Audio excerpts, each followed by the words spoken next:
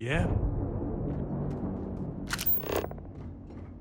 Always ask for a bigger cut. It's all about making those credits. Maybe. We haven't decided.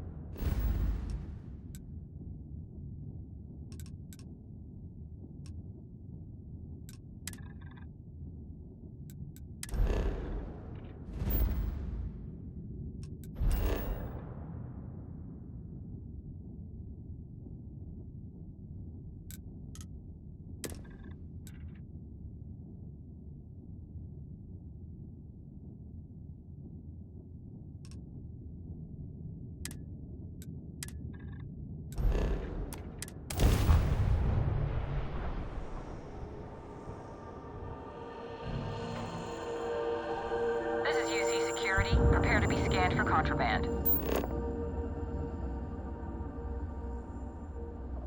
Scan complete. You are cleared to land at New Atlantis. Please enjoy your visit to Jemison.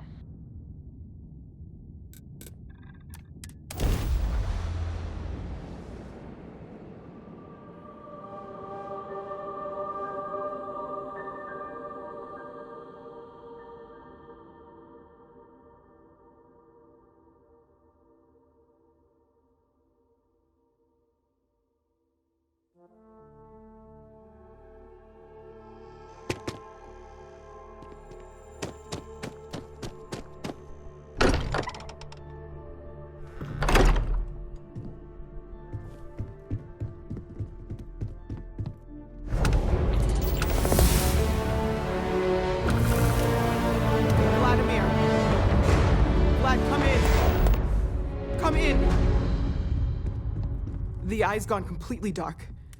I can't reach anyone on the station. Noel, Starborn, came out of nowhere. Vladimir, get out of there!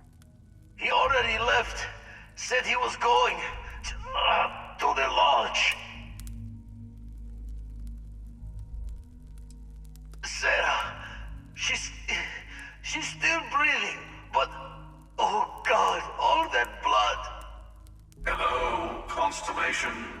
Are you there? Who are you?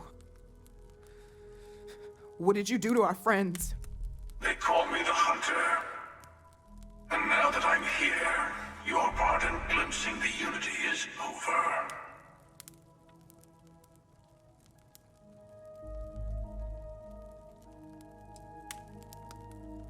I'm already on my way. Say goodbye to your friends. It won't be long. Forget about us! That Starborn bastard is after the artifacts! You can't let him take them! Pack up the collection, move it somewhere they can't find it! He's right. We need to bunker down here and get those artifacts ready to move. Might need every gun to hold that Starborn off. What about everyone on the Eye? We can't leave them to die up there.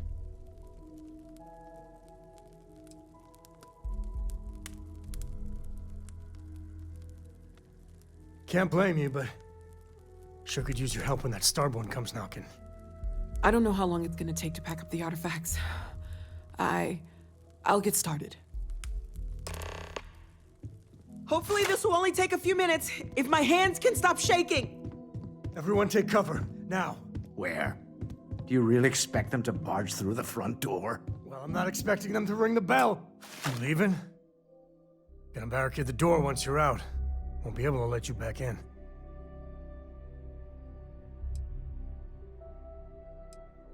Don't know how many of us it's gonna take to keep whoever this Hunter is at bay. Otherwise, I'd be at that door with you.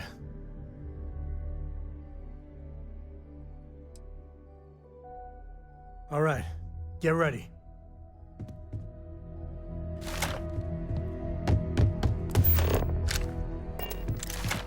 I'll work as fast as I can. Walter! Are you all right?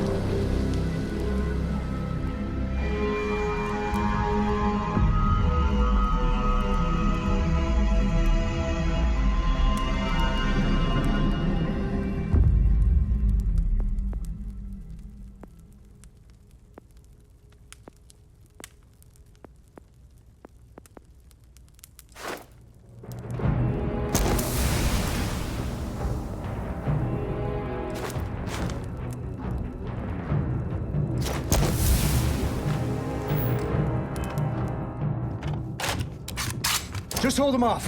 Once Noel has the artifacts, we run.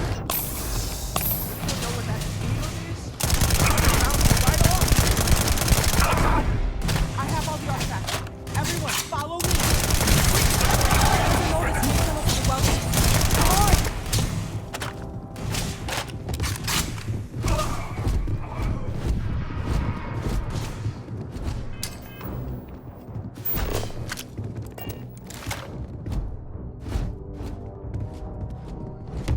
Come on!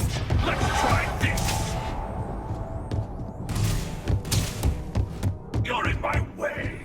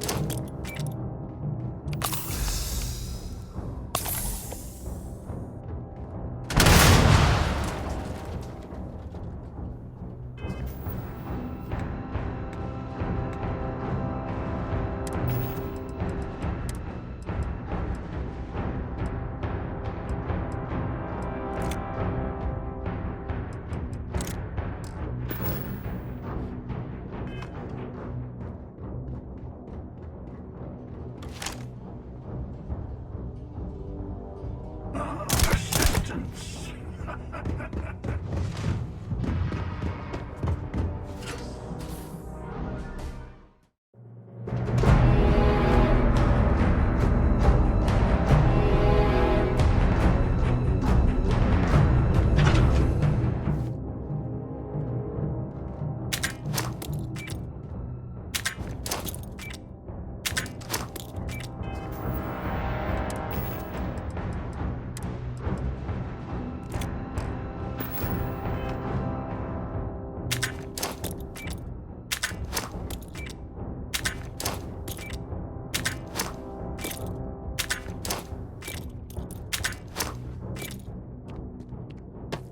He's still coming! Get to the ship!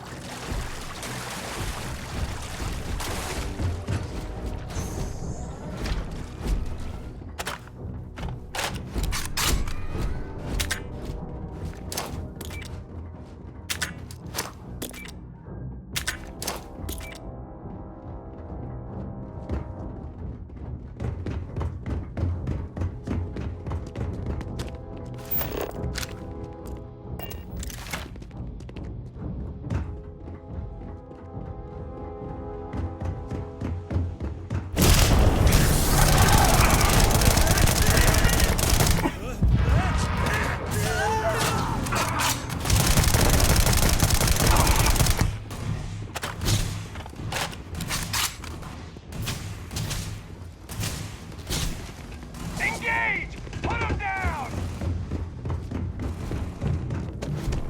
Officer needs assistance! Don't make me kill you.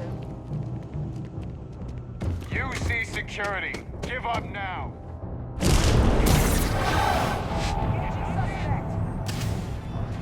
Stand down now.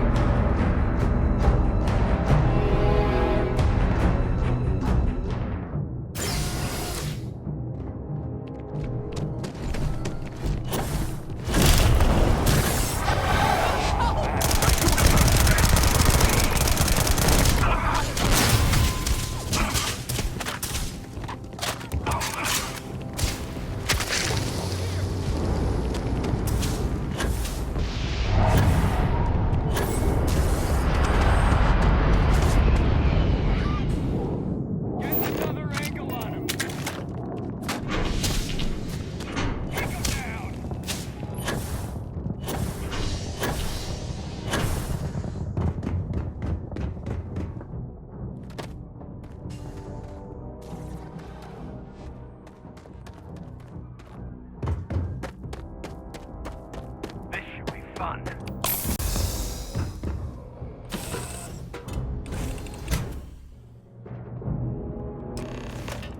Help the others. We have to risk it.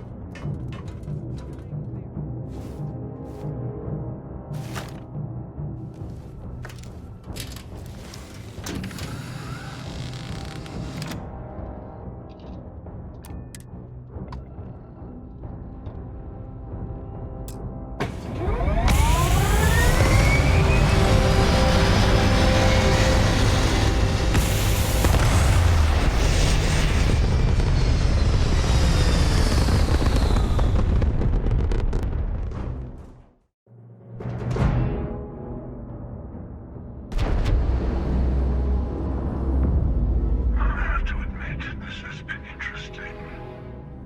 What are you going to do with the armillary now? I wonder.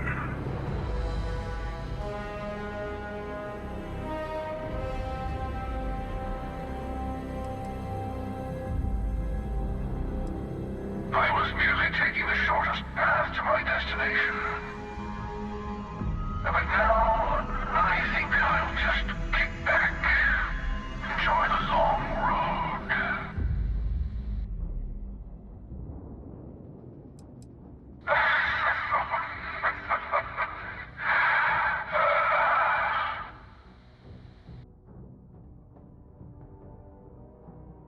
There's a greater purpose to all this. You might have a larger role than I realized. Mistake on my part. Keep collecting the artifacts. We'll meet again. Maybe you'll glimpse the unity yet.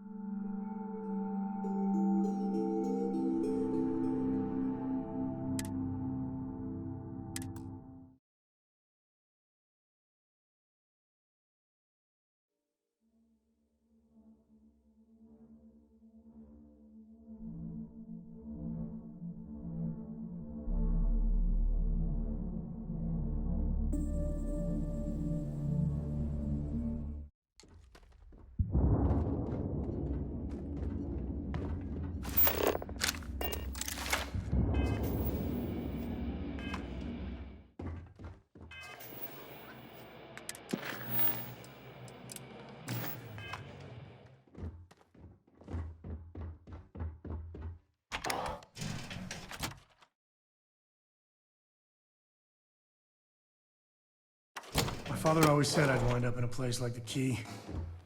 Guess he was right. Rook, You've need got stuff credits? to You got the smuggle, mission I've board got to the the stuff to core. hide it. So, looks like we got ourselves a new rook. Once again, I'm Jazz, resident engineer here. Like Neva said, you need ship parts, repairs? I'll hook you up. As long as your credits are good. It may not be wider, but it's not on the books if that's what you're getting at. I can guarantee your ship will be in good hands. So if you're looking for an upgrade, let me know. We got the best selection in the settled systems. Illegal, unregistered, recalled. We sell it all. No questions asked.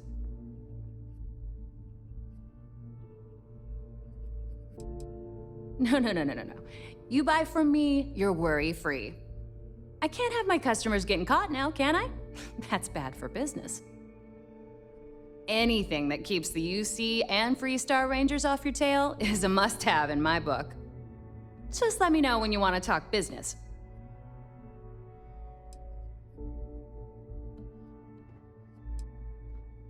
If you've got the credits, I've got the time.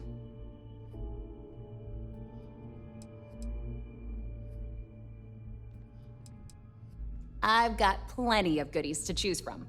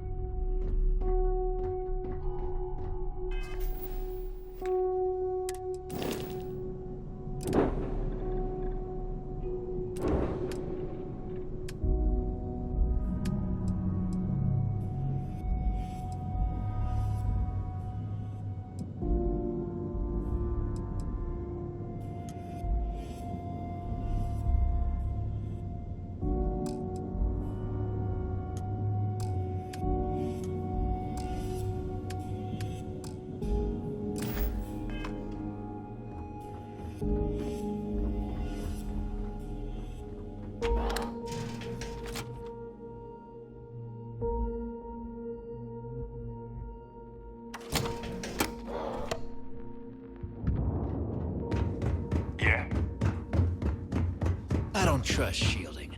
I got secret compartments on my ship just in case.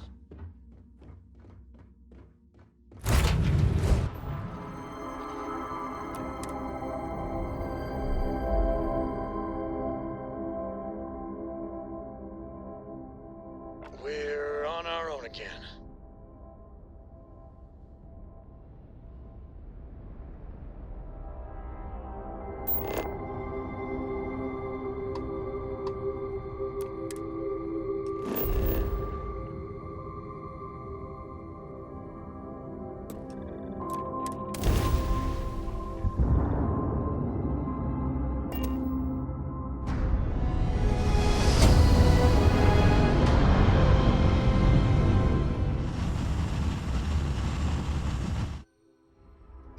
Are right on the money. You are entering United Colony space. Maintain course and prepare to be scanned.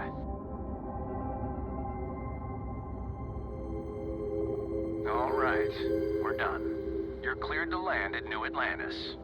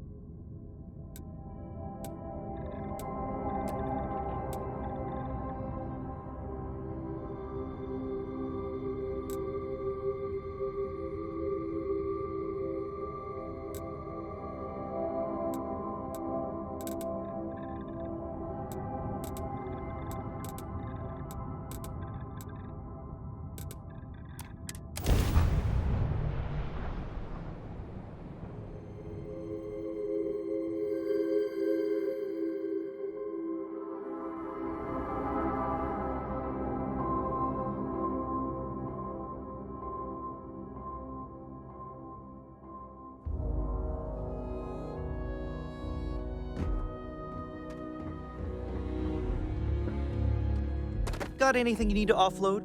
Trade Authority is always buying. Kiosk right here for you. And he's your new captain. My crew can take a look at your ship, and you can stop by the Trade Authority kiosk if you need to offload some. I'm sure you can find something you like.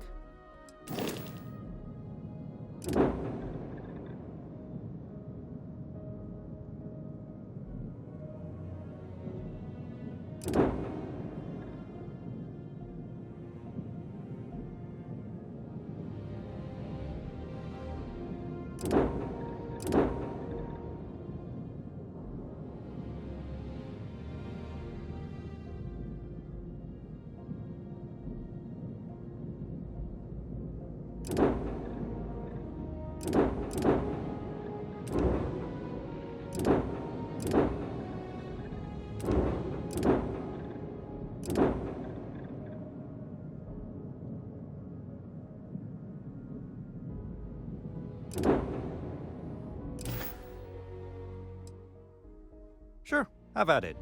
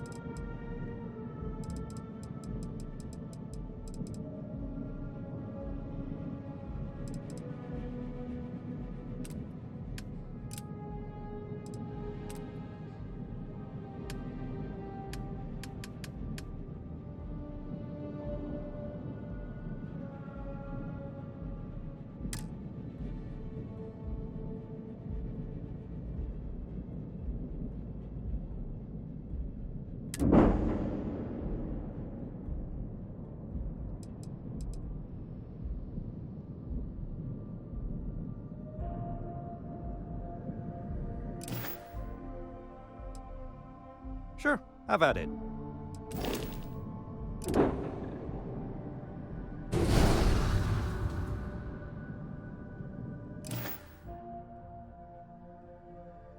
Sure thing. We'll get it fixed up, good as new. Everything looks good here. I'll be at my booth if you need me.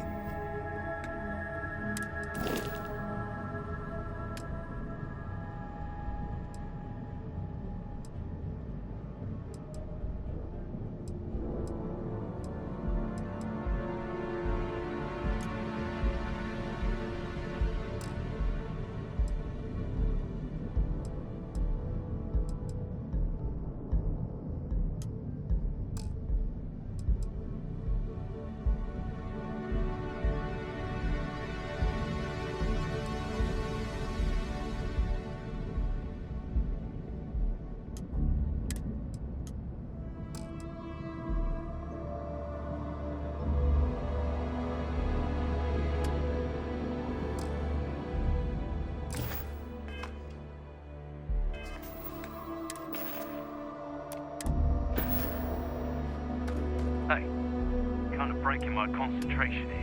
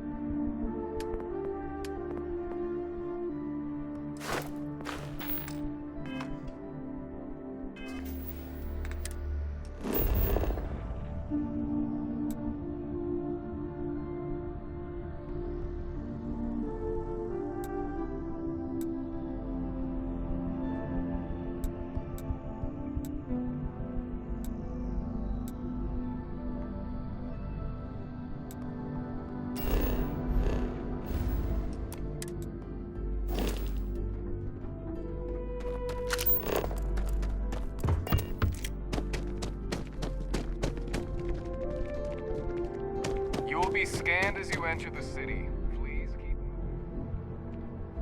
Okay.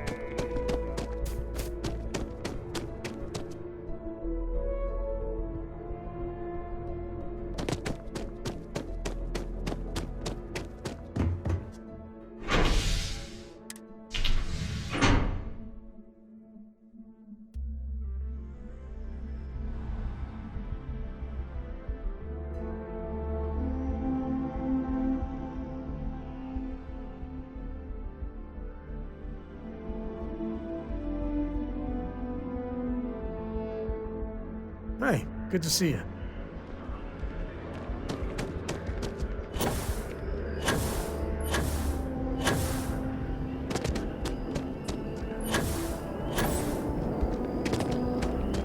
Just one quiet day.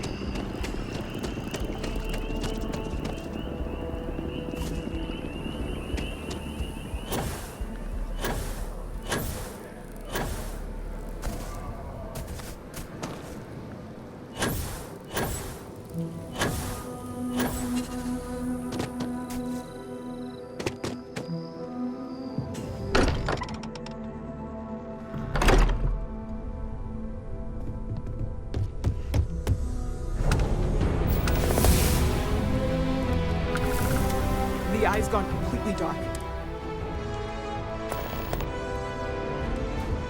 Noel, Starborn. Vladimir, get up! He already left. Sarah. Hello. Who are you? They call me the Hunter. And now that I'm here, your part in glimpsing the Unity is over.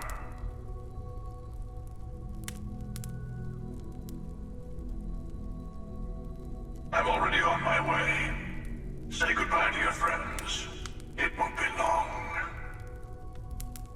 Forget about us. That Starborn bastard is after the artifacts. You can't let him take them. Pack up the collection, move it somewhere they can't find it. He's right. We need to bunker down here and get those artifacts ready to move. Might need every gun to hold that Starborn off. What about everyone on the Eye? We can't leave them to die up there. Watch each other's backs. We're not losing anyone else today. I don't know how long it's gonna take to pack up the artifacts. I'll get started. Vladimir! Everyone take cover, now. Vlad, come in! Do you really expect Come them to in. barge through the front door? Well, I'm not expecting them to ring the bell.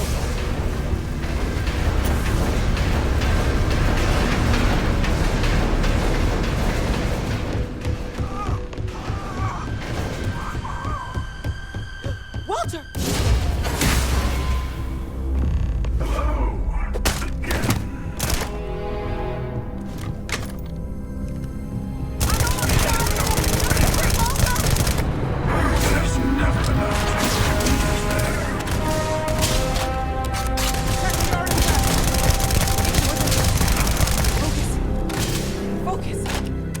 Just hold them off.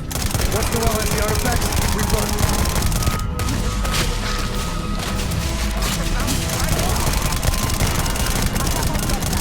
Everyone, follow me!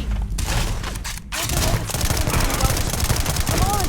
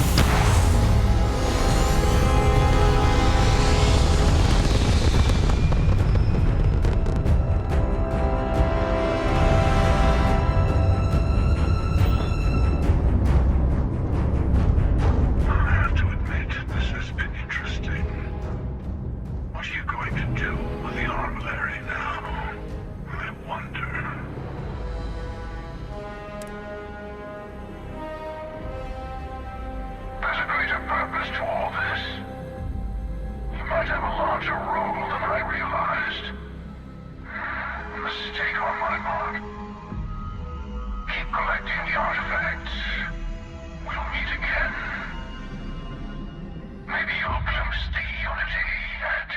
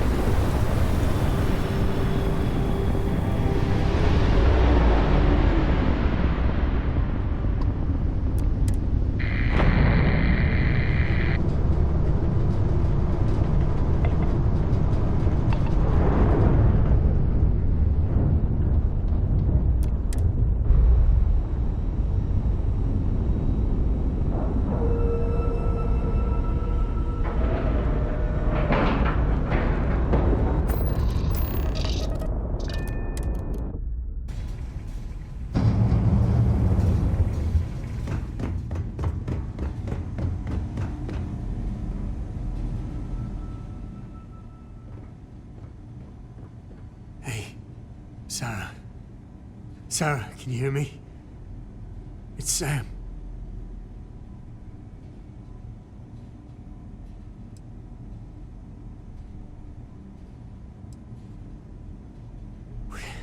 We're gonna finish this thing for you, okay? Sarah, we'll solve this mystery, I swear. She's gone. Come on. Let's get going. There's no changing anything now.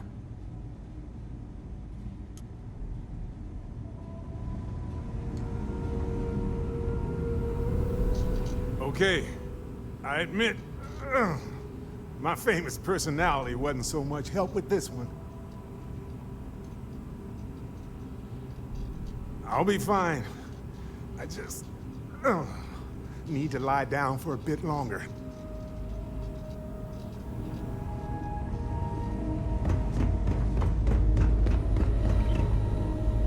You're alive. Krix's ghost can keep waiting.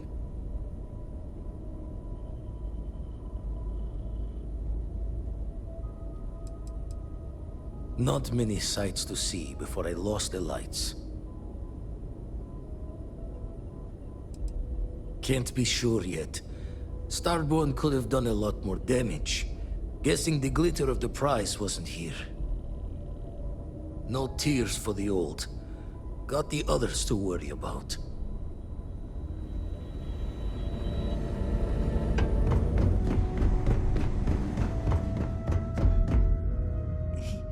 He came out of nowhere. Thank you. I don't think I can move right away. But I'll make it. Go on.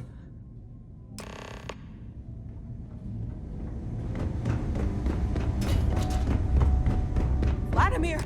Oh, thank goodness! Where's Sarah? She's gone.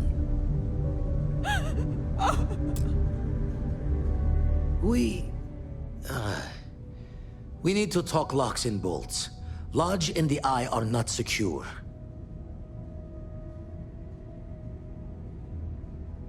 Just means he's playing the waiting man's game. He'll be back once we've done all the work of collecting the other pieces. The hunter, he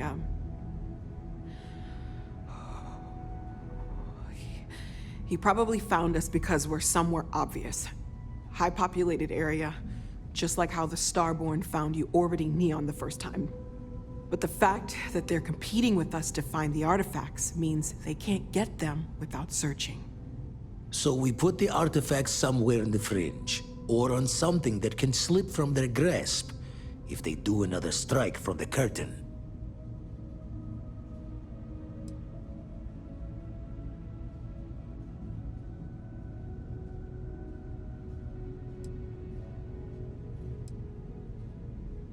Hope your walls are high, just in case the Starborn get lucky and find the spot to do the breach and storm. Here, keep the artifacts safe. I guess we'll meet back at the lodge after.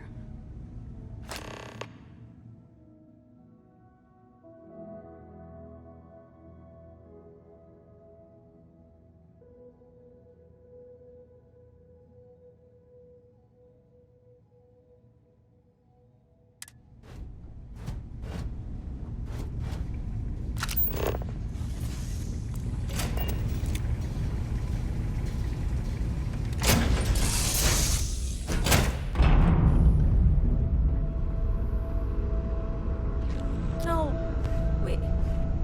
we were all supposed to be okay. Hey, how's it going?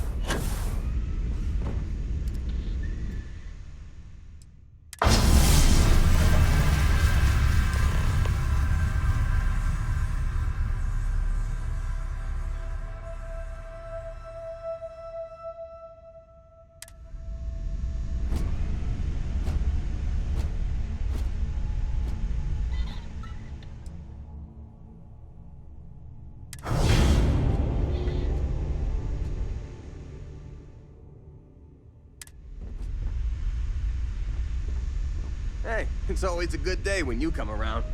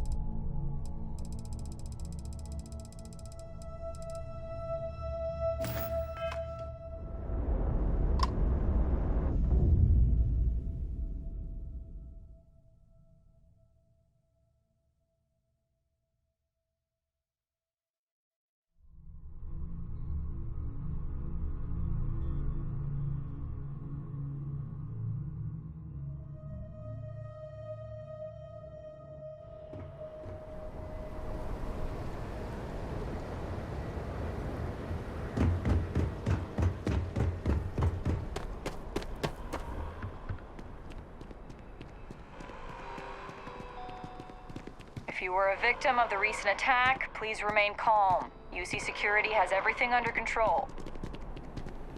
There's been an incident. Please continue going about your business.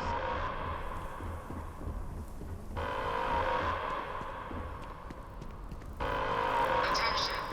The spaceport has been secured. Safety precautions remain in place. Please wait for the all-clear signal before exiting your homes. If you're with the press, we have no statements to make about the attack at this time.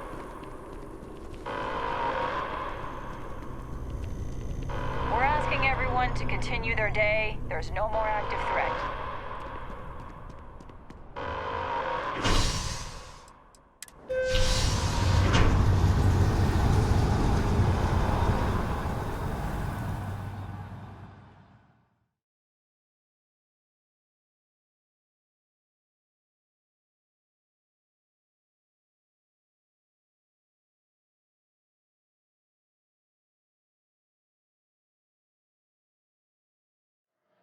Hey, don't think about it too much. Give yourself some time. One day, I'm gonna leave New Atlantis for good.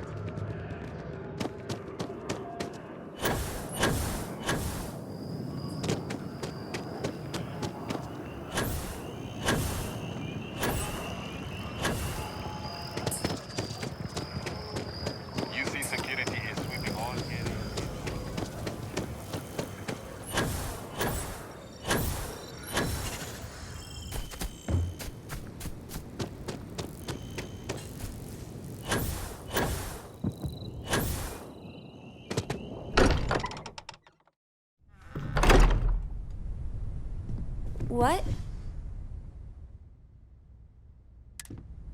Oh, I'm sorry. Thank you.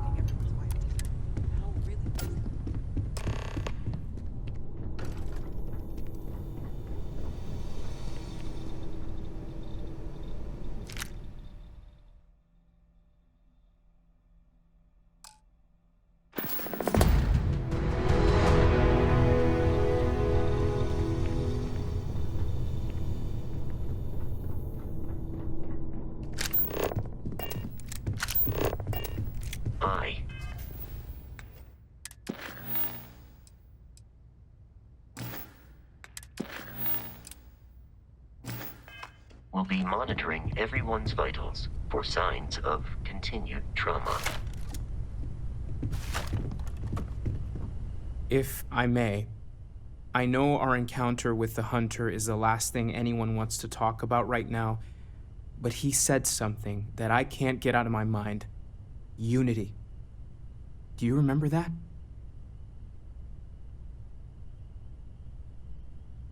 Because he was stopping us, implying that we were getting closer to it. The thing is, I've heard that word before. It's an important concept in Keeper Aquilas's speeches. The priest? Is the Sanctum Universum going to bless our little crusade of discovery? It can't be a coincidence. The Sanctum has always believed that answers are out there in the stars. Look, I know it's the longest of shots and the biggest leap of faith I could ever ask us all to take, but why not talk to him?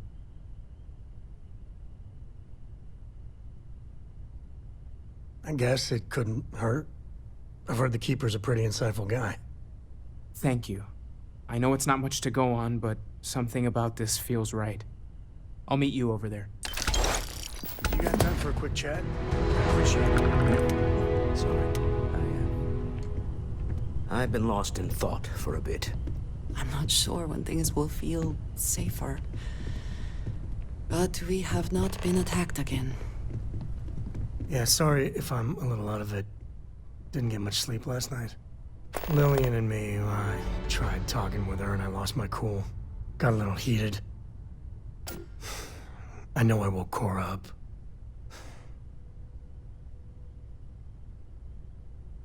Well, that statement's gonna keep me up at night, like everything? Just so you know, there's a long, proud tradition of singing in the shower. Ah, Lillian, she's an incredible woman. Truly. But it is always, and I mean always, about the job.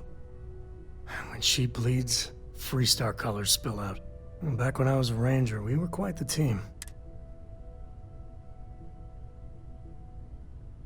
I'm meant to be on my own, exploring the great beyond. It calls to me. Maybe it's Solomon saying hello. But one day, I was just done. No particular reason. It had been building for a long time. So I tried to convince Lillian to leave it behind, come with me. She shot me down.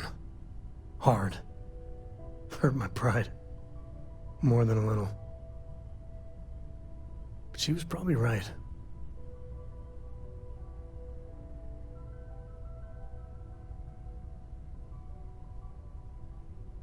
We were making each other miserable. And that wore on poor Cora, too. It's funny, our latest argument started because Lillian thinks I'm putting Cora in too much danger traveling with you. I mentioned the idea you had about maybe Cora staying with Lillian if things got too dangerous. Suddenly she was all excuses. She's always going on that she doesn't see Cora enough. And then I try to take her up on that, and yeah, fireworks. Well, you are getting one very biased half of it. I'm sure her friends feel the same about me. And Lillian loves that girl fierce. But Cora's been stood up a time or two by Lillian. Always for the best reasons. Last time I think Lillian got a medal for it. But at a certain point, Lillian's excuses don't matter. Poor Cora cried for a week.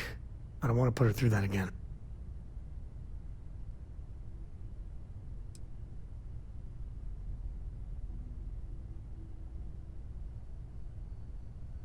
If I do that, y'all might want to invest in some industrial strength earplugs. For now, Lillian's going straight to voicemail, so everyone can sleep easy.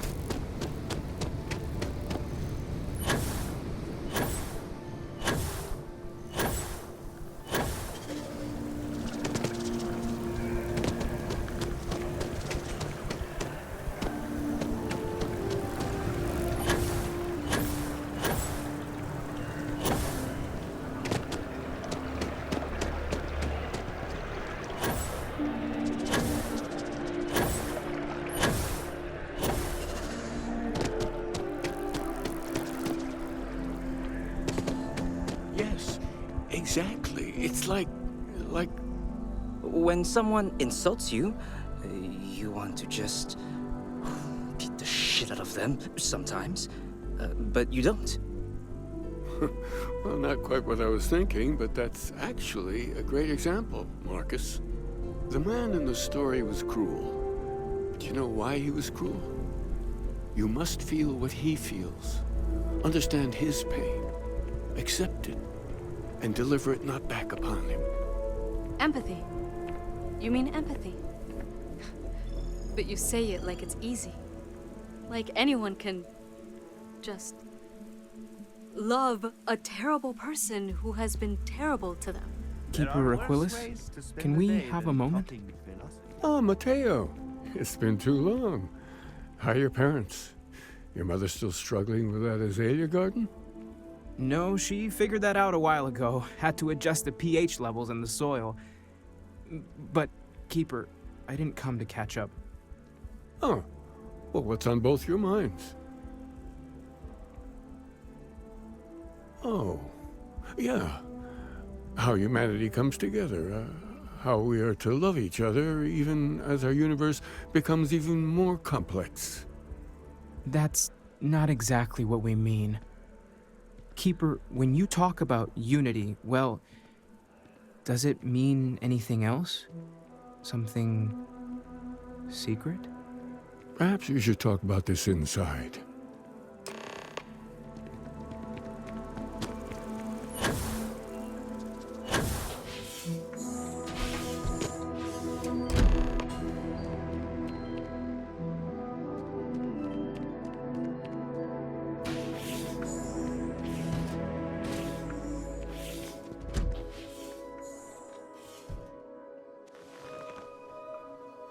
Now that we have a little privacy, why don't you tell me exactly what it is that brought you two here?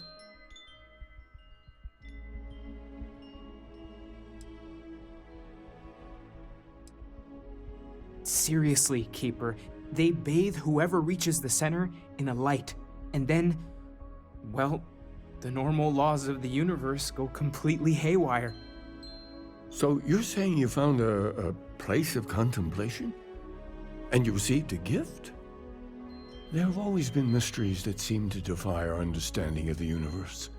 Beyond rational thought, we enter life as an act of someone else's faith in us.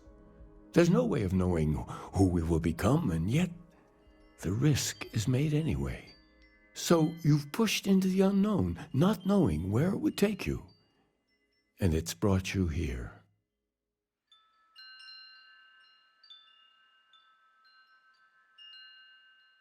I think I can. If you're willing to find your way in the dark for a bit longer, I can give you a path to discovering its meaning.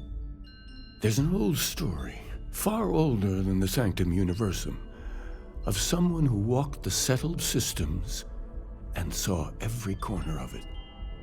This pilgrim claimed he found the true meaning of unity. I always thought of it as just a parable for trying to bring humanity together, but maybe it's more.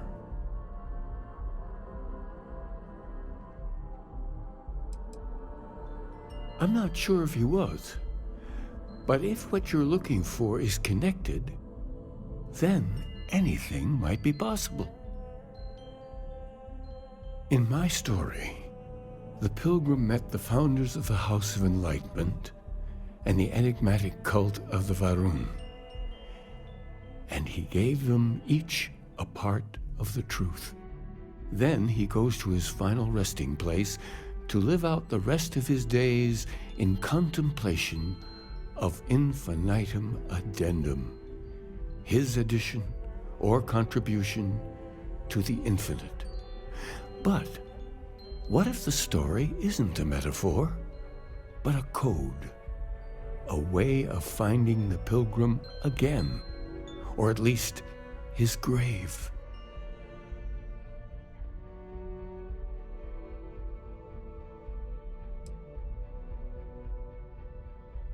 I agree. I think you need to talk to them about this Unity Pilgrim. And clearly, not just in a theological sense, as I have.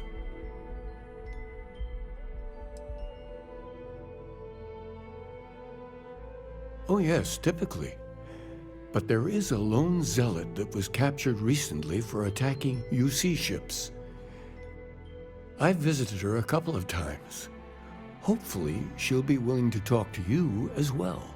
And if you need directions to the Enlightened, they have a branch in the Well helping the poorest citizens of New Atlantis find a better life for themselves. I'll stay here with the Keeper. We need to catch up. And I wouldn't mind asking him a few more questions.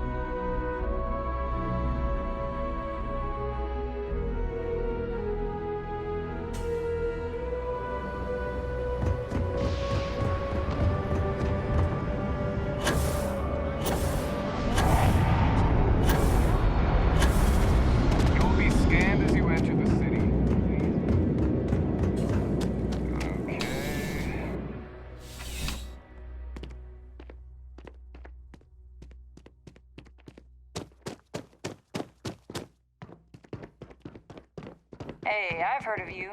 The Explorer, right? You ever think of joining those Constellation folks?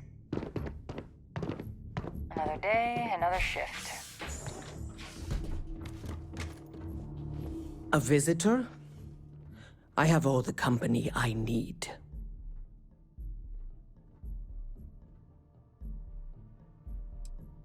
Jokes. You come to hear about Varun. Like the guards. Like the Keeper. Yeah, these zealots, not really known for their sense of humor. Or fashion choices. The Great Serpent waits in the shadows.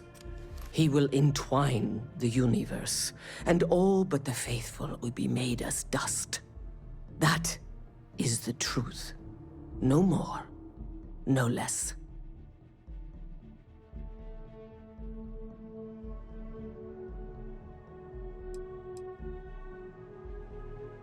It would be really helpful if you told us about it. If that even matters in the slightest to you. Yes, I have spoken to your Keeper about this. I will tell you what I told him, and then you will leave me. Jinan Varun meets the unbeliever.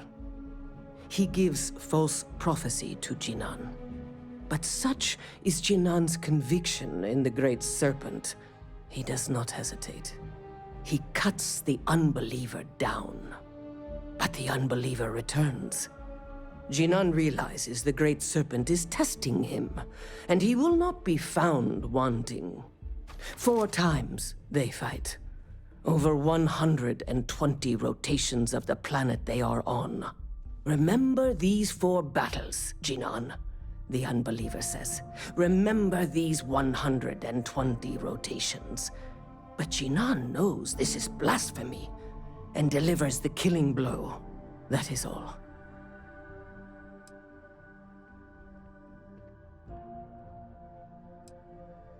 I have heard of no such thing. If it exists, it is a shadow that the Great Serpent casts to deceive the faithless. Then we are done. Leave me. When you get a moment, can we talk? What? There needs to be a bigger word than thanks. More than gratitude. And whatever that word is, I feel that way towards you. I'd be dead. Flat out dead if it weren't for you.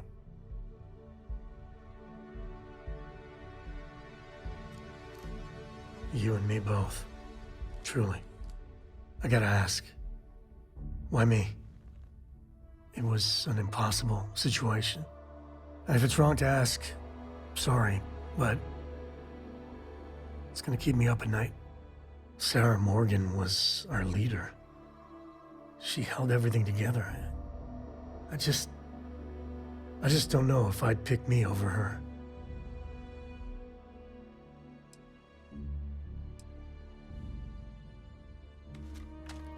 For my girl's sake, I cannot thank you enough.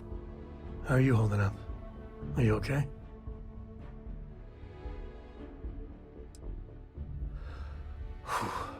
I wish I could focus like that.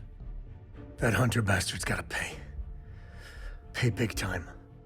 I don't care if he's starborn and indestructible. We need to figure out a way to take him down. Nobody messes with my family like that.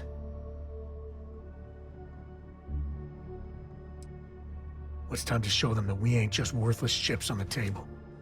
I just want you to know, I'm here for you. The only way we're gonna get through this is if we all lean on each other.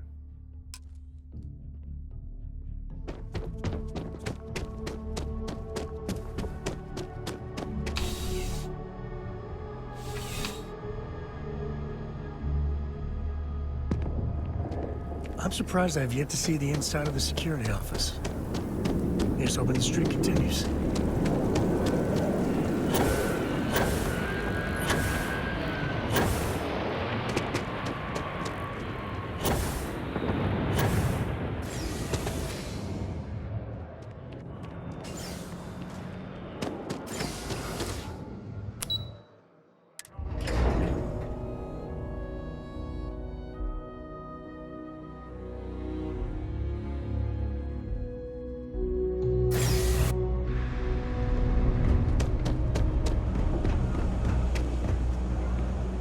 Tracker agent, my duty is We run a number of social programs, from financial aid to food banks. If it's about the financial or food assistance programs, we are backlogged. Don't worry, we're doing everything we can. Oh, you're not? Sorry. Can I help you?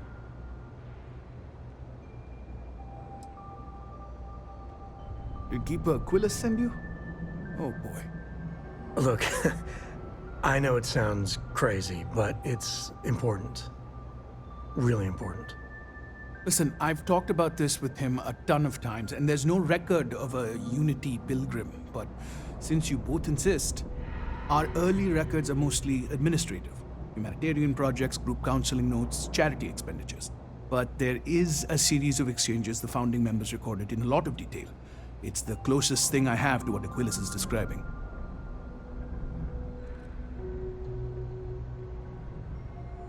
A man walks into the first House of Enlightenment. The founding members just call him the Drifter.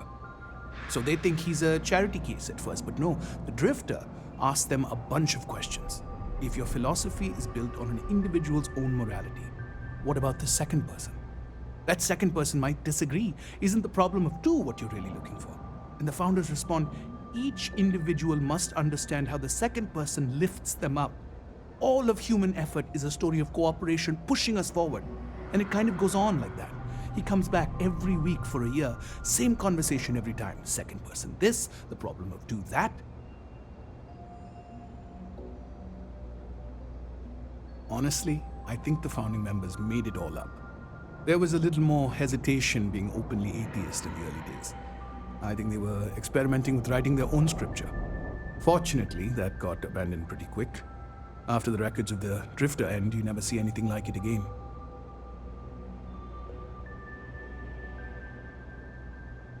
Always happy to help.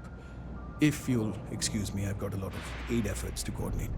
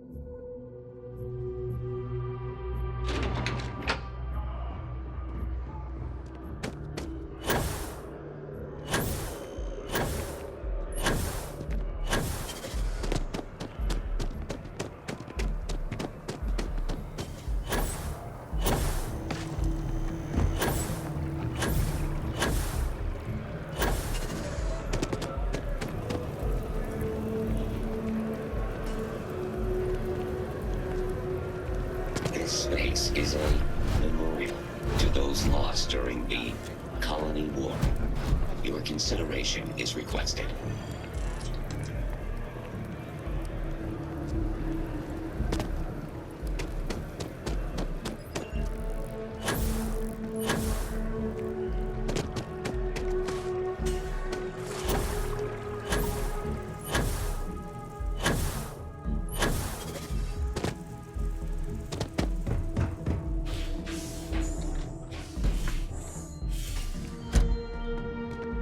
That first jump, it changes you, unlocks something within you. Have you felt it?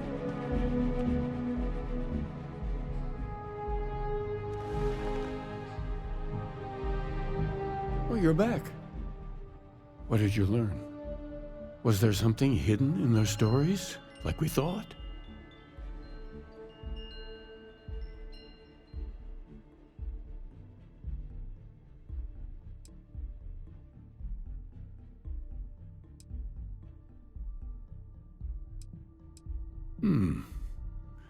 Planets are often named by number. That second might mean the second planet in the system. What else did you learn? If there really is a location the Pilgrim wanted us to find, those do sound awfully like coordinates. Was there anything else? Yes. What he added to infinity. Maybe that points to a name. If we're looking for his resting place, we'd need to know the name of the star system, wouldn't we? Let's see. We have something that could be coordinates. Something that could point to a planet in the system. But what's the name of the system? Infinitum addendum. What if we break down the parts? No systems named finite or add. That just leaves in and dumb. Well, that's certainly how I feel.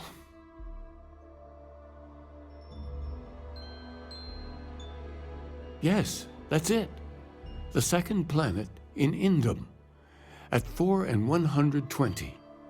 That's where you'll find the Pilgrim's resting place. And from there, maybe you'll find the true meaning of unity. Before you go, you've now spoken to many different perspectives in our universe. In a way, you'll be carrying their philosophies with you on this journey. I know you're looking for a specific unity, but if you had to guess what it was, what interpretation would you give it?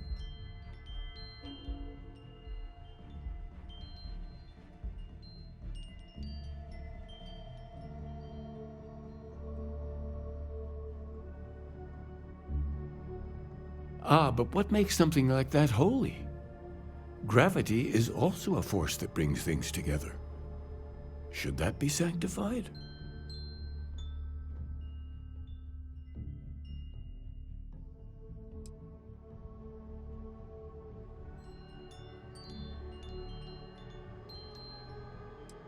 Yes and no. We believe God is out there waiting for us in the universe, and that the grav jump will bring us closer.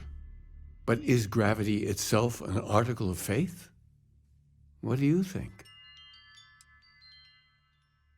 It is one of the great contradictions of belief. We feel the presence of something out there, but we insist that it is also everywhere. So you think this word unity describes that divine unknowableness that the pilgrim searched for? This guy's really hard to follow. Can we just get a straight answer? Well, I won't keep you any longer. This has been fun, I have to admit. Go, find your truth.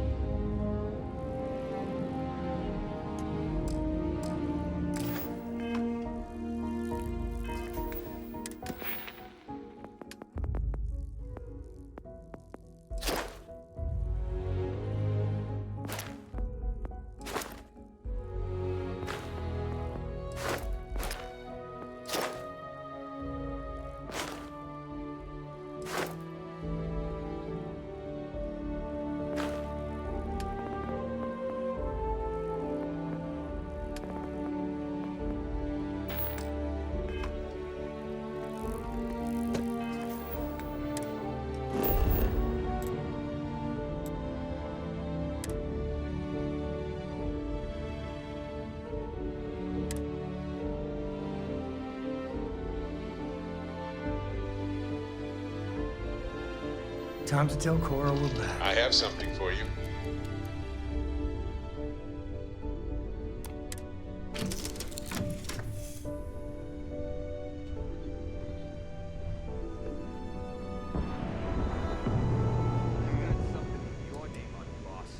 Yep. Here. Have this. Is something amiss?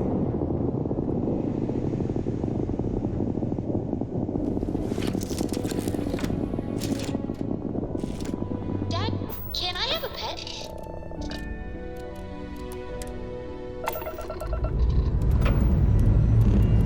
Ship's ready.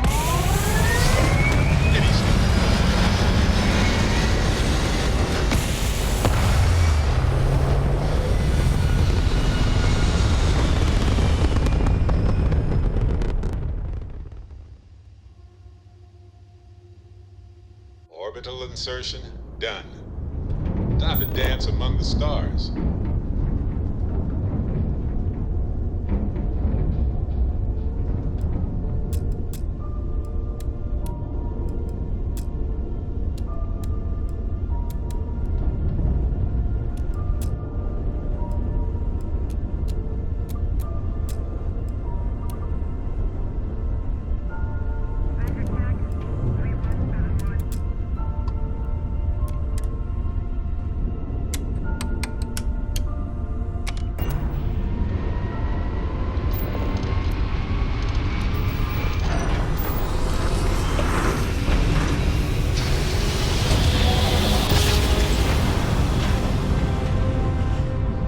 tiny tin can of fragile humans has survived being hurtled through space once more.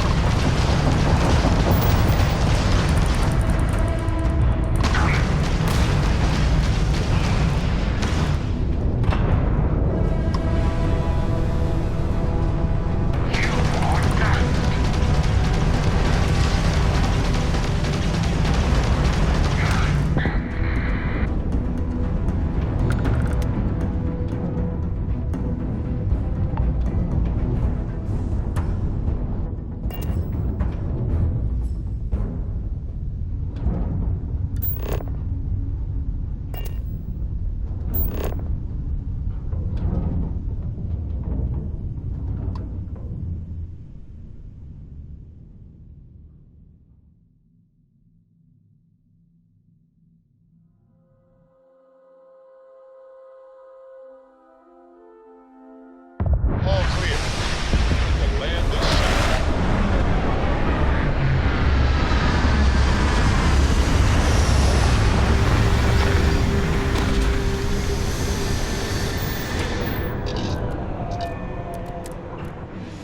Some people go their whole life without this.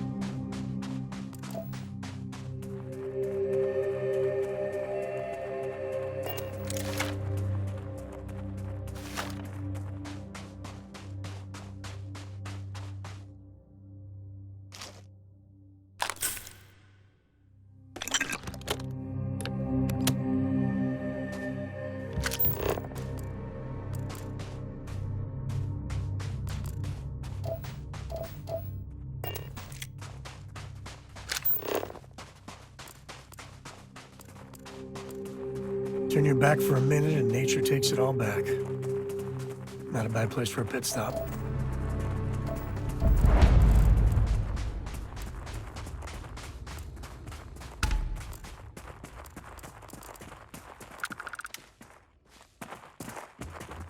What's the readout?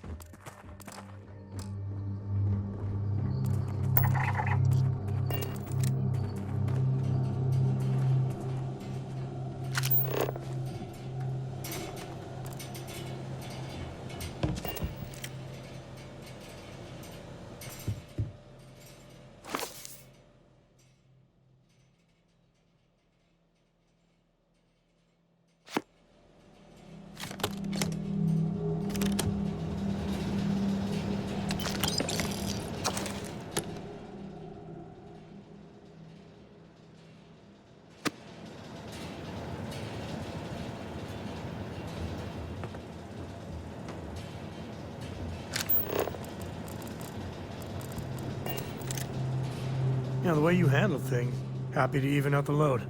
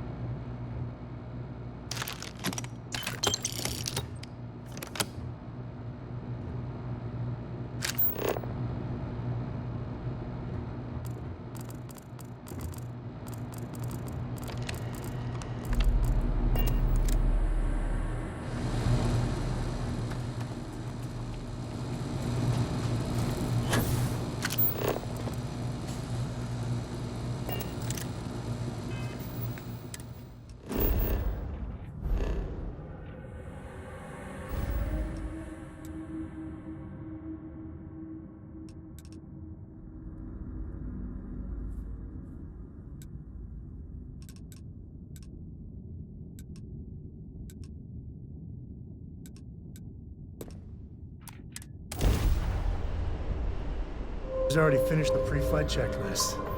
That's my girl.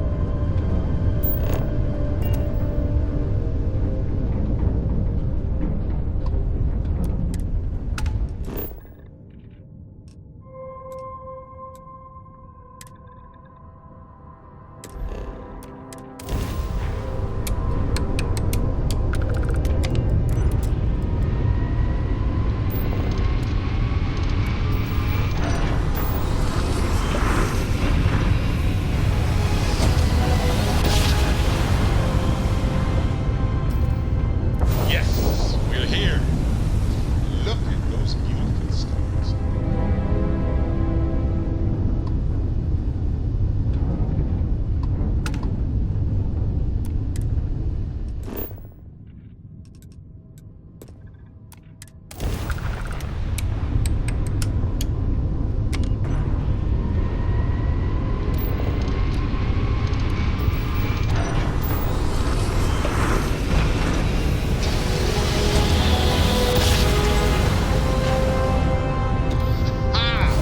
What a ride!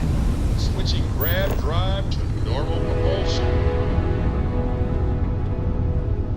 Star Parcel freighter to unknown vessel. I have an urgent package, hoping for some assistance. The Star Parcel's fleet's got a load of these aging Deimos monsters. Built like tanks, but well past their warranty. It's gonna take hours to fix this, if we can get the engine back online at all.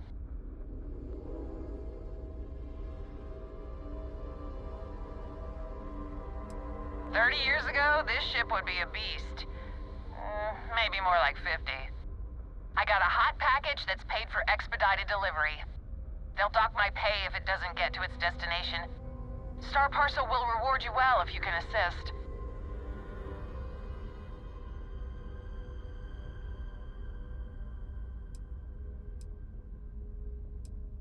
The paperwork involved in giving you anything extra is a nightmare.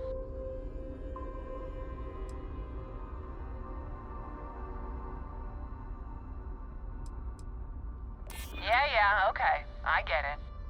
Tell you what, I can pay you some credits from the discretionary fund up front. Best I can do.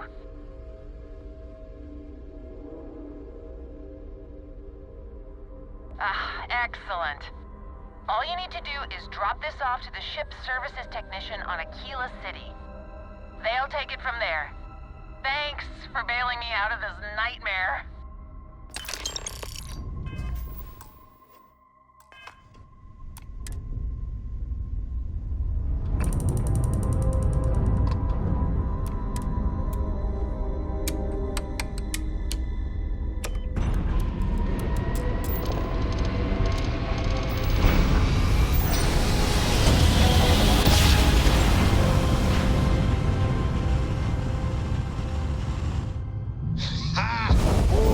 Welcome to Freestar We're Space. here.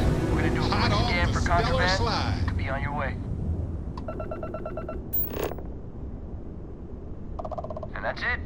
Enjoy that Aquila City air.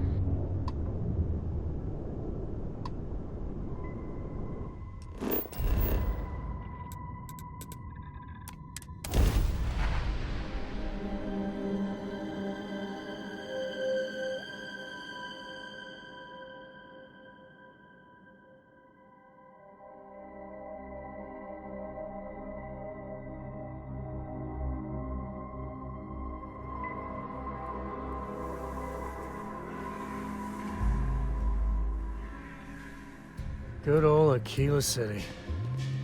One thing I'll say is it's better than the UC. Watch it. She's coming and going. Hey, what can I do for you? Anything I can help you with? You the courier? I've been expecting you. Star Parcel has your payment right here. Anything else you need?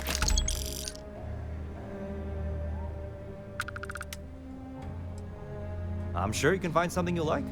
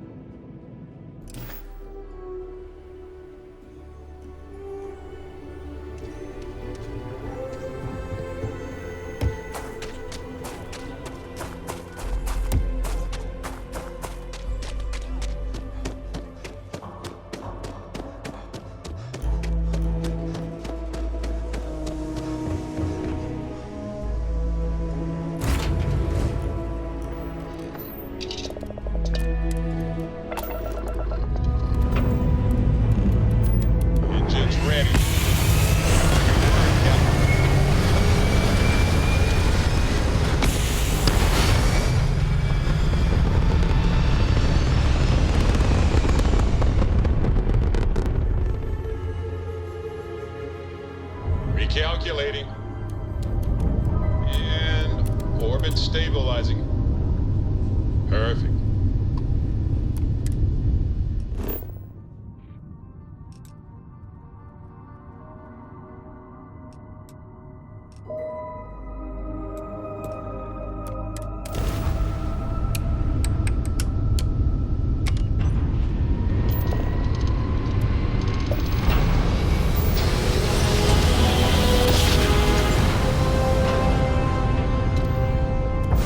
Jump complete. Want to do it again, just for fun? No? Maybe later.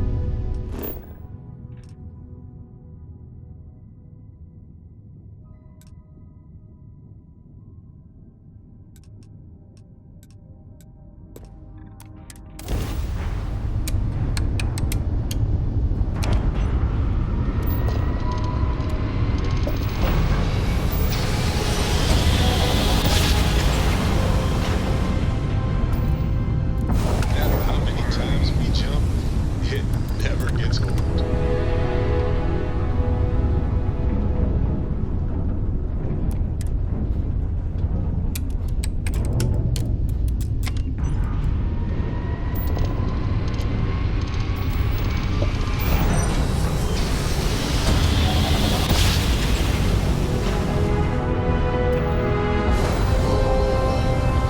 I love the feeling after a perfect jump.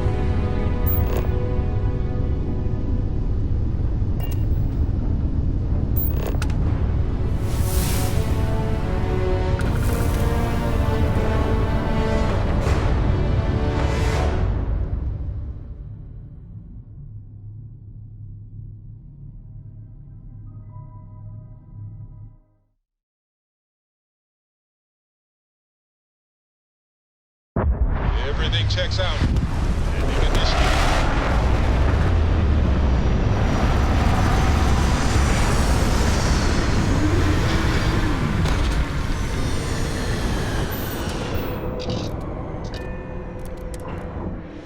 You never know what you'll find.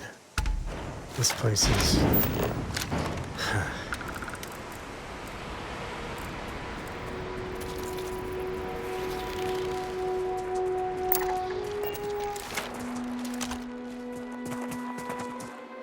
Those ruins, they look ancient. Vladimir would go nuts for this. Barrett, too.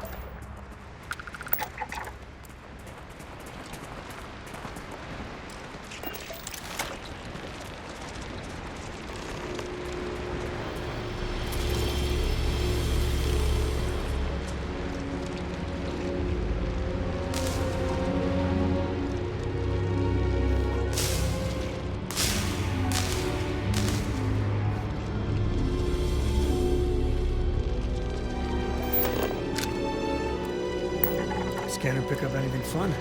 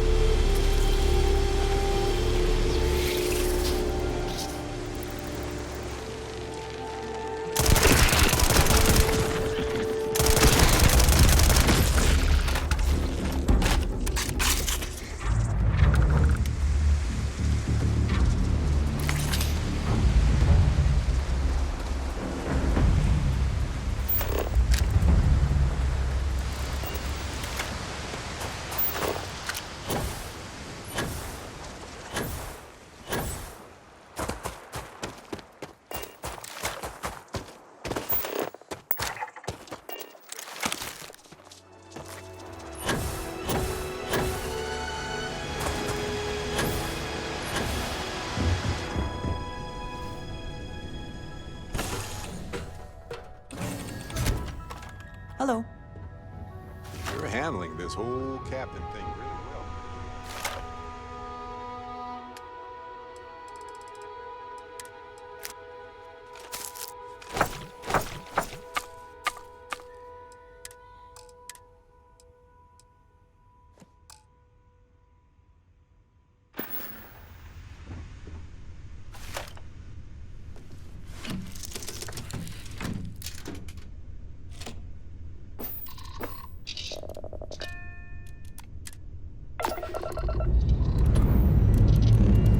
Ready for takeoff in 3, 2, 1, go!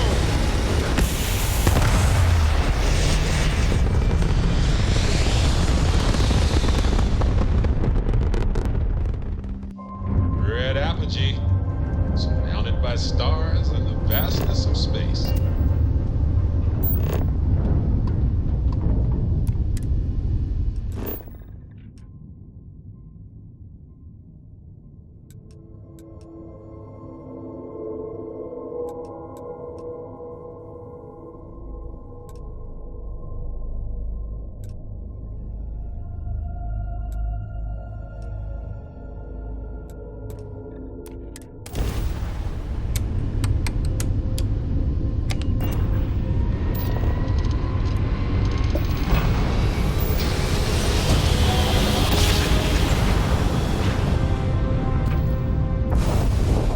Grab jump spinning down. And just look at those stars.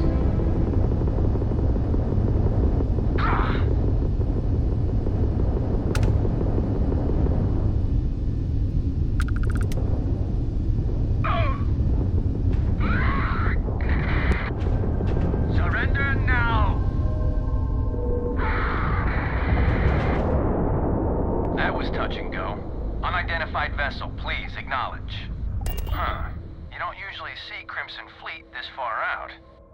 We could have really used the help out there. So, next time you see one of us in port, buy us around. Fly safe.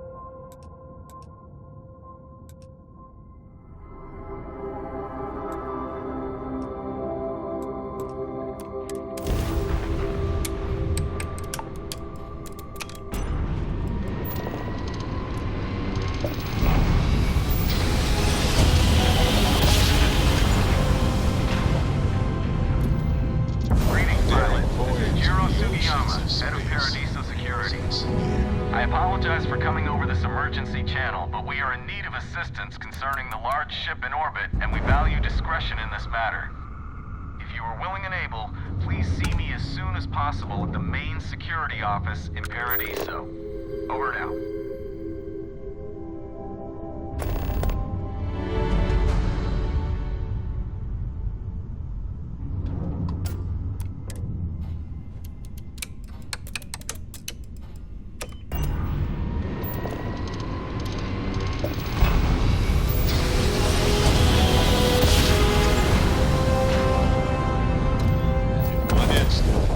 Stars. You found me.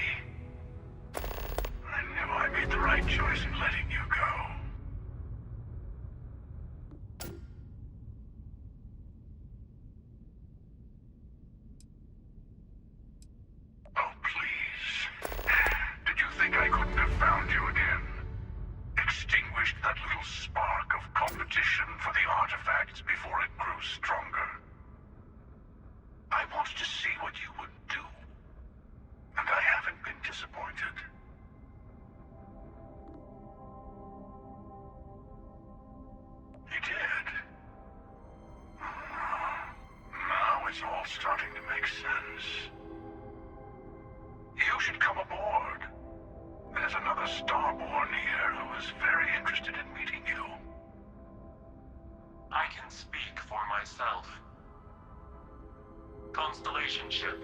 You weren't invited to this meeting, but much of our conversation has been about you. It's only fitting you should join us. I will personally guarantee your safety as long as you come in peace. And think of it as a ceasefire meeting. Your one shot at getting those answers you must desperately want.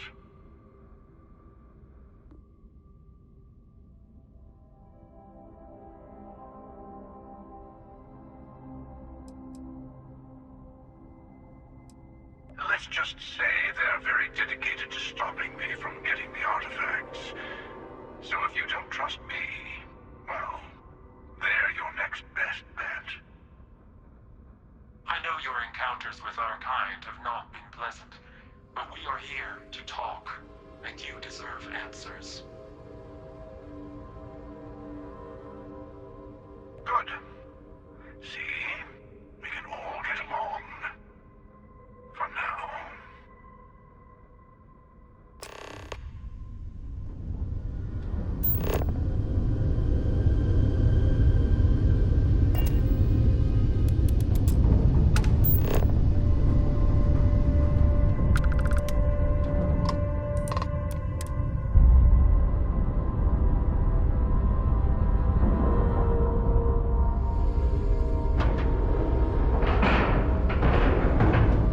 Ship is now docked. Perfect. Didn't even smudge the paint.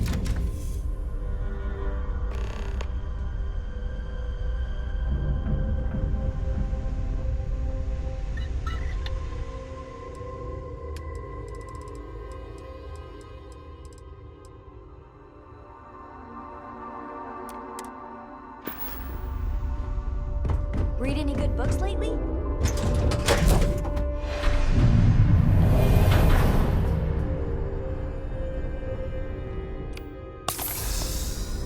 Hello. Again. Do you remember the emissary, perhaps? And their ship, the Helix? I believe they ambushed you above Neon and demanded that artifact you worked so hard to gain. Thank you for the stellar introduction. Your success is unprecedented.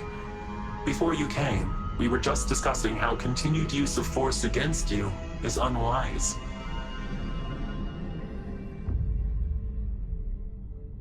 Yes, we did.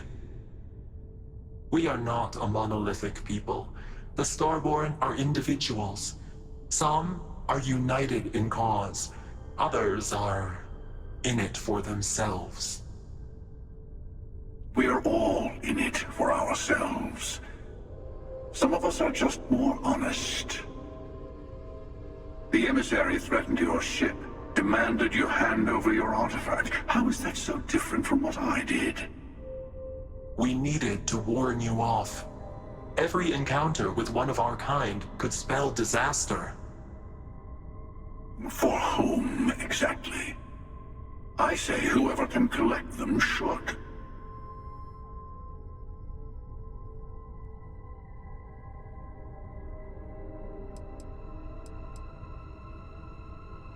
And who gets to say that? You? Me? The emissary? I have debated morality for near infinity, and all I have found are groups of people enforcing their will on others. Rules and laws spoken as principles, but backed by arms and violence. Enough. We have more to discuss. The Unity. You are on the path to it. It is a place, a gateway. It is where we were reborn. You've really come a long way since the Welcome to Constellation speech, haven't you?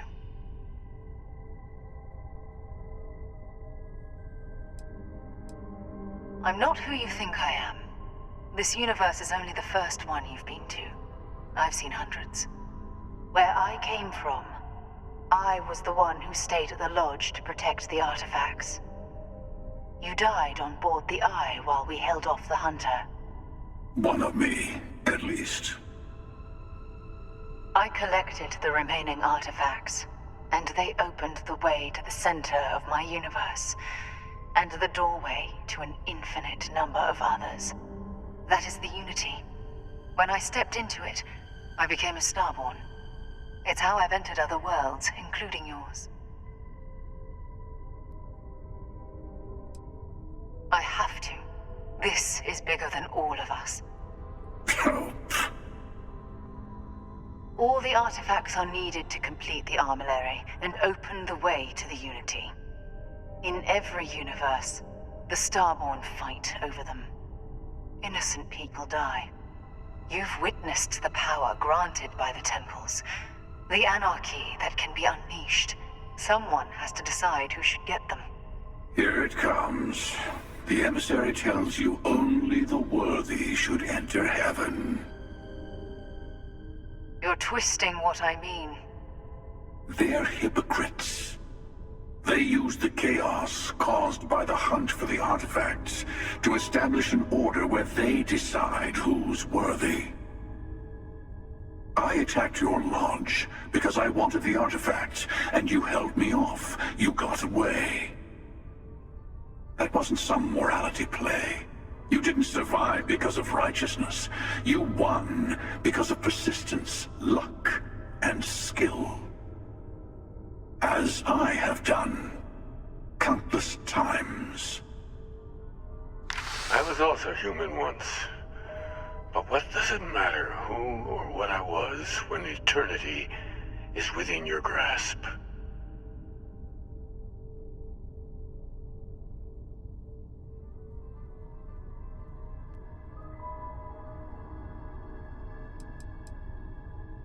It means I've seen thousands of universes, collected their artifacts, been to their temples.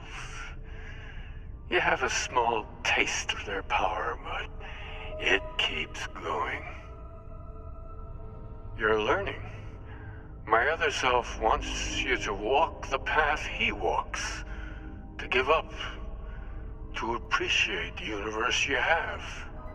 Easy for a person who's seen everything, done everything. I think you should see it for yourself. You've never come this far. Not in all the universes I've seen. The path to the Unity is opening to you. You're going to tip the scales one way or another. Better your hand be on one of our sides.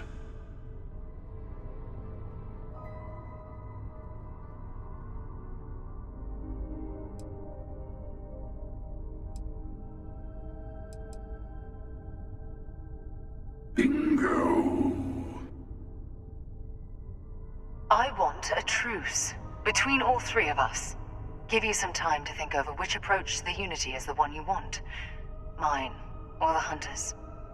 Yes. Let's see how willing you are to live under someone else's rules.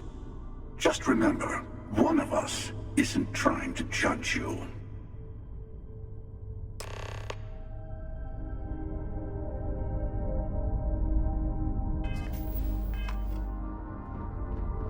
I'll tell you everything I can. I know we are not the same people we met in our universes. Still, it is good to see you again, old friend. Different. I never know who you are when I meet a new version, but so much of you stays the same. It's hard, but each universe is precious in its own way. Mine will never have its original you in it again, as yours won't have its real me.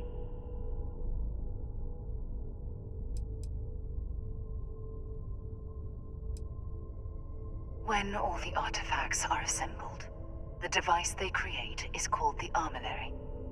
In many ways, it's a model of the multiverse itself. Through it, you can reach the Unity. And from there, you can become Starborn. It's not an easy experience to describe, but the Unity will speak to you, offer you the chance to become Starborn. You will be leaving this universe behind to be reborn. Everything you were before will be gone. Maybe that's why it offers the choice. Compassion? Or is it testing us? You've seen the terror the Hunter causes. Every time a Starborn goes through the Unity, they get more artifacts, find more temples, gain more power. We can't let more like him abuse these gifts to destroy whatever's in their way. The Unity is meant for whomever can get there. Don't fall for that talk of worthiness. They enter the Unity, take artifacts from others, employ force. All the things I do. I am many things, but I would never tell anyone what to do with their gifts. That is your decision, not someone else's. The emissary wants to become the judge of who gets to enter, but the Unity itself doesn't judge. To see what would happen, of course. You might not understand just how many times I've done this. Usually, you're the one who ends up dead, and whoever cries over your body goes on to become the emissary. Sometimes I manage to get you all bunched up and take care of the problem in one go. Sometimes the emissary has gotten to me first, and I never arrive. Hundreds and hundreds of variations of me, hacking through Constellation. And it's almost never you. You making it to your ship on your own. That's new.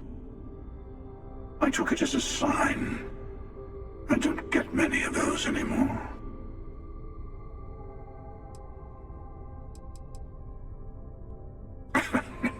No, we always end up having this meeting at this time. But it's the usual affair. Can we make peace? No. Oh, how tragic. Honestly, I was beginning to wonder why I kept attending. That it's bad habit I started a long time ago. Perhaps I just like meeting the emissary to gloat. But you have provided something quite new to talk about. Maybe you're a random die roll. Or maybe the Unity is finally responding to all my hard work. I've simply found that it's the quickest way. Talking, forming alliances, waiting for the right moment to commit theft. It's all so tiresome. I'll admit, you getting away has been the most interesting thing to happen in quite some time. As soon as I realized what had happened, I knew I needed to wait until this meeting with the emissary to decide what to do about you. Whoever created the artifacts and built those temples is playing a game with us. One whose prize is access to the center of all creation. There are no rules. Whoever gets all the pieces wins. And I've won. Over and over. I don't kill for the Unity. I find the easiest pathway to it.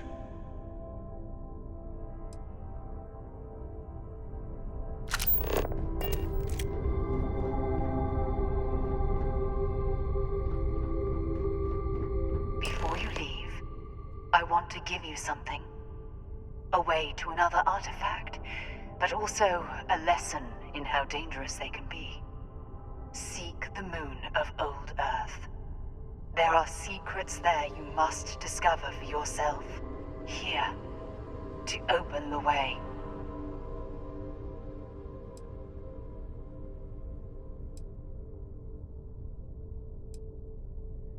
Yes, I will say no more. And I am sorry we have not always been forthcoming. I hope you will see what I have seen. You should also talk to your colleagues in Constellation. I am sure they have gathered more information on the remaining artifacts in the fringes of space. Part of me wonders what they will all say about what you have learned. But I will leave that to you.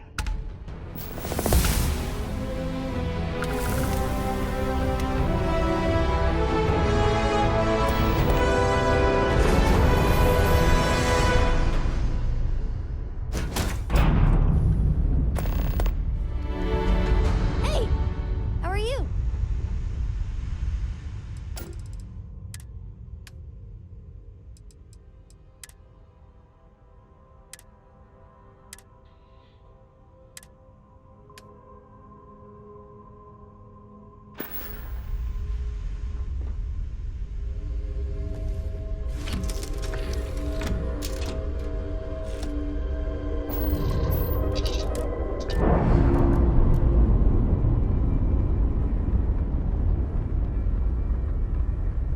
Ships separated.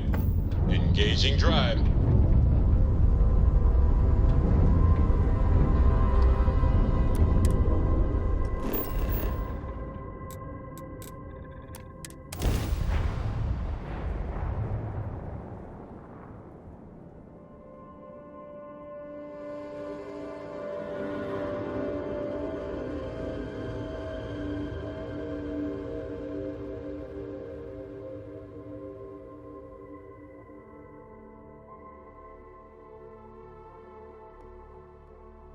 New Atlantis is gorgeous, but it's all built on lies.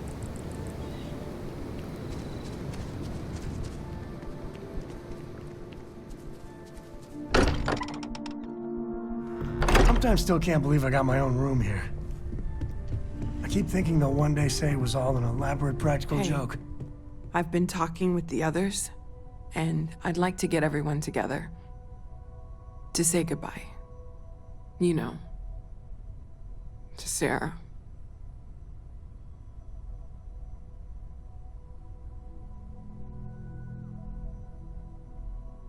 Thank you. It wouldn't be the same without you there. I'll have everything set up in a few days.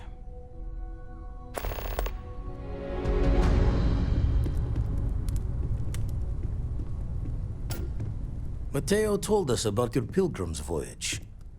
You found it, didn't you? The meaning of unity.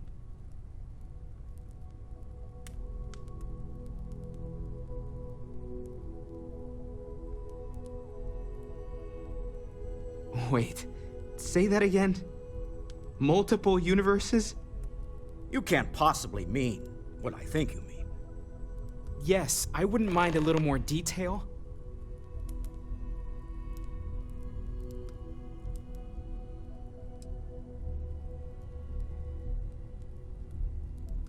I don't even want to think about the physiological changes you'd need to travel between universes. Plus what it would do to the mind? Enlightenment? Or oblivion? Like the Hunter. You have the opportunity to reach the closest thing to your god that might exist. And you're second-guessing it? One doesn't approach the afterlife without some trepidation.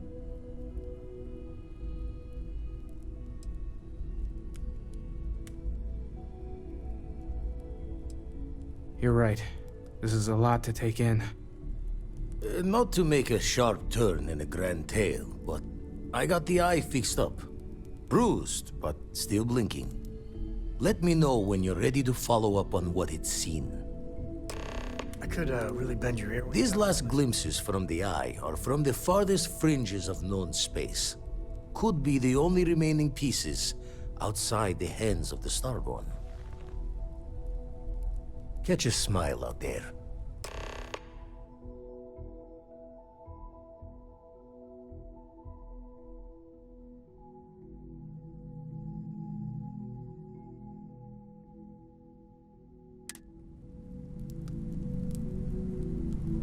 You know, traveling with you has been something else. But the best part is when we're charting course for the next jump. I never feel at home planetside. How about you?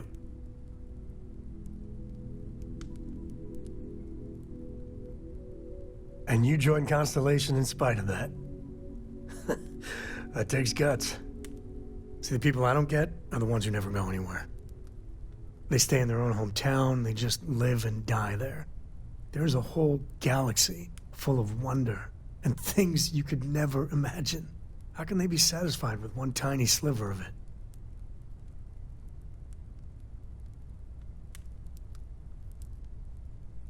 I mean, you're right, but I think everyone should at least get out once. And go someplace, meet people. Get out of your comfort zone so you can really see that the worlds are more than just little issues and bickering. There's a mess of ugly out there, but my God, there's grandeur, too.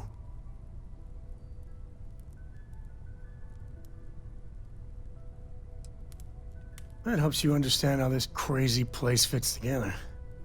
I want to be the code that finds something deep out there. Solomon got us here in a big way. I'd like to discover something that moves people. Makes them feel just a bit of what I feel when I jump systems. Not knowing what's next. Yeah, it's funny, as much as I get it, it's dangerous. Going off the map and seeing if... I couldn't ask for better company. No more Starborn have shown up. Yet. Waiting for time's passage is the only cure for Constellation's... wounds.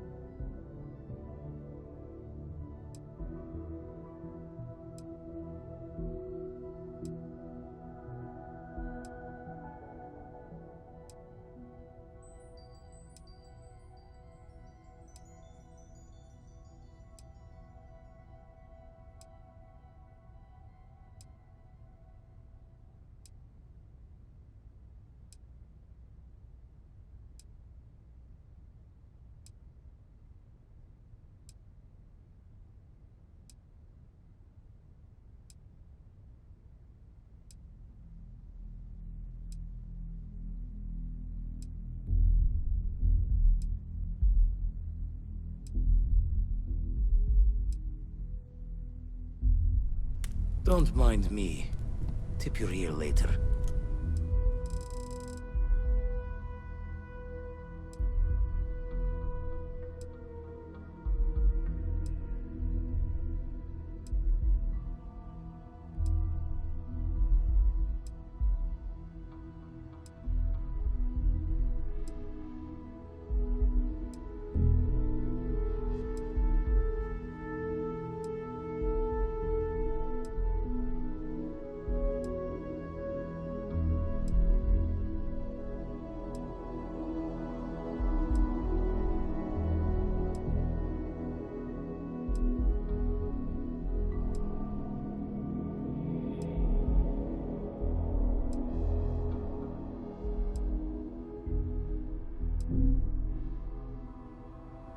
Home's got a sanctity. Hard to fix one.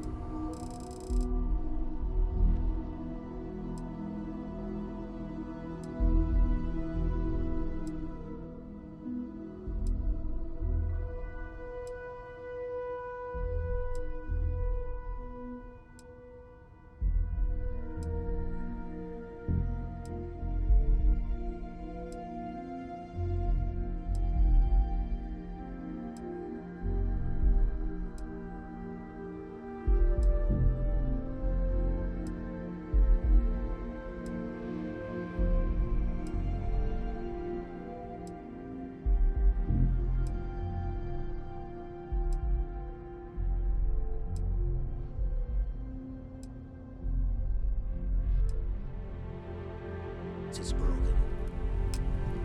Things are gonna be rough for a while.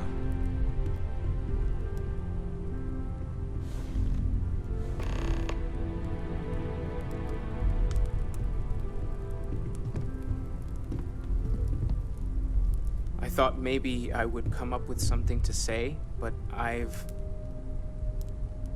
got nothing. So, instead, I thought I would quote something that gave me comfort a long time ago. Is God real? The more proper question would be, is reality divine? Existence itself is a mystery which yearns to be uncovered. What is goodness but a comparison to the good? What is existence but a participation in being? For where the diversity of the universe inspires awe and wonder, it exists only in contrast to a simplicity so pure that it may only be understood as primordial and even divine. Our essence is what was imagined by its mind, but what we consider imagining and what we consider mind are in fact so far beyond our understanding that even these metaphors are like the tiny whitecaps on a massive searching sea. There's more, but those are the parts that speak to me the most.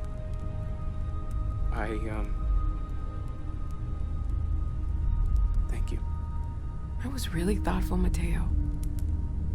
Thank you. Does anyone else want to say anything?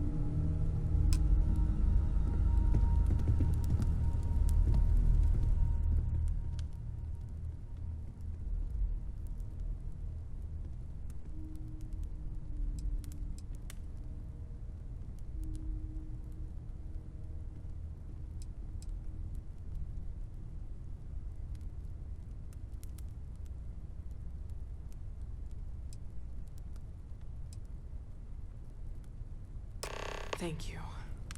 If anyone else wants to say something.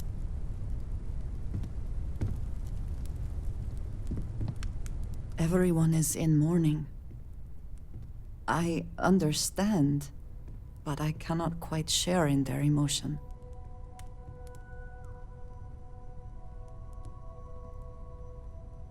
I don't often speak about what I have seen death. I have lost people I considered close. But death But this is... one of those occasions where it's hard. It is not the same. I cannot explain why. I am not sure I am making sense. There's no afterlife. Thank you. No God in heaven that is curating a perfect ending for me. If you are free soon... So it's up to us. Could we talk? We are I what am lives sorry. on. My head is swimming. The pain of loss inspires us to greater action, then that is the good that comes from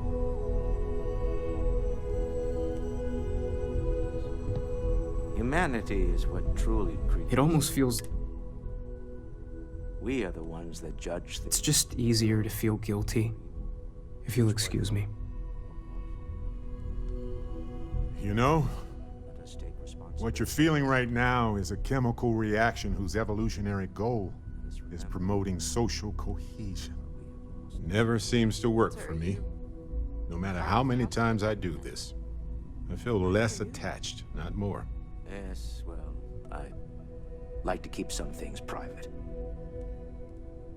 Well, look at us.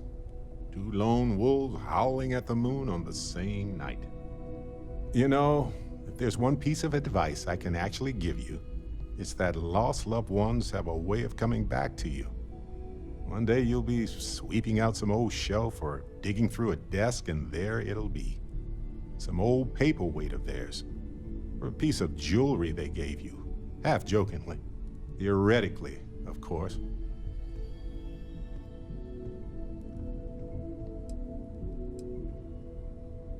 You're welcome.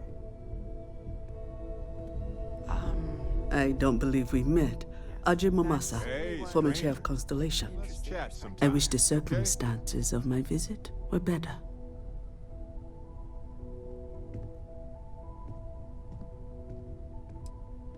Yes, of course. Unfortunately, this isn't the first Constellation funeral I've been to. After 35 years, you say goodbye to a lot of friends. I hope you don't mind me saying, but I feel numb just thinking about it. Sarah meant the world to me. She was the future. I knew it as soon as I met her.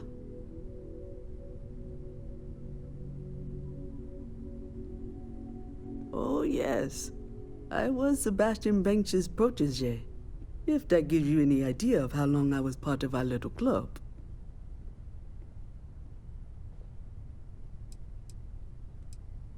Knew him, argued with him, tried to carry on his memory when he vanished. Sebastian will be back tomorrow, we always used to say.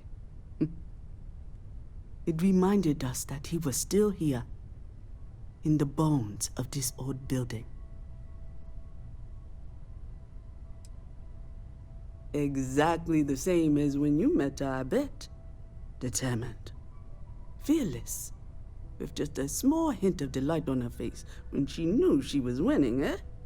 My only problem as a mentor was trying to convince her to be more tactful. Those old military instincts would always get her in trouble. Yes, she could make me so angry, or so happy. We used to joke that we were married. I bet relationships in Constellation are still messy, aren't they?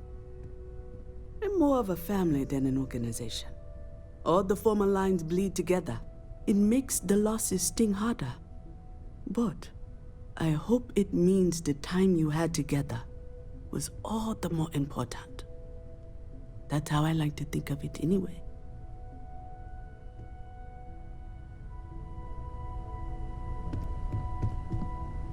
I hope this is all okay. Between fixing things up and sending out messengers and getting all the paperwork done. It's not much.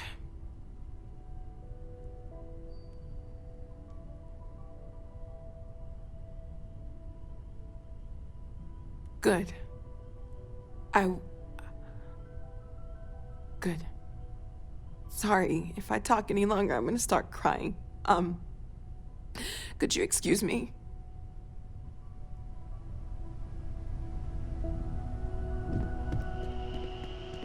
Chat for a bit? Normally, I hate talking to people at funerals, but, well. You don't believe in the afterlife, do you? I mean, this might be the worst time to bring it up, but...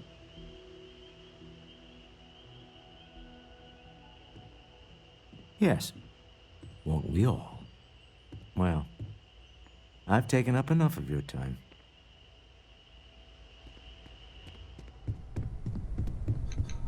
I am told these types of gatherings are a sad occasion.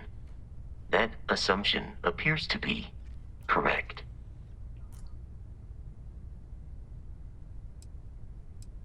I appreciate you verifying my analysis, although I am certain my thanks will do little to improve your current psychological trauma.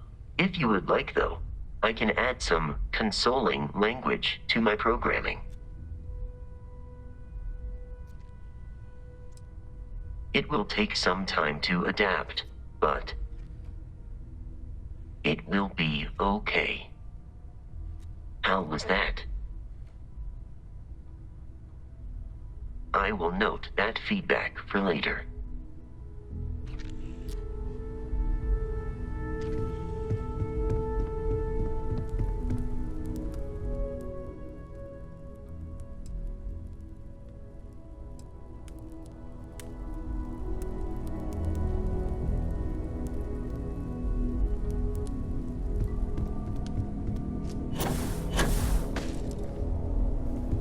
Hi.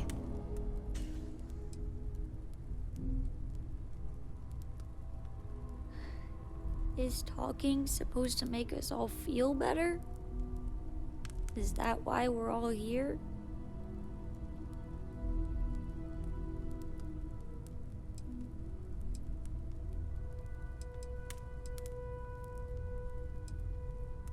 It's just...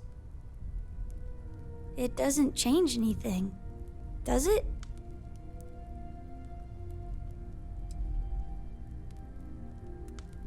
Every day is going to be worse now. Don't you get that? I want to be alone for a while, okay? Is it quieter in the lodge, or is it just me?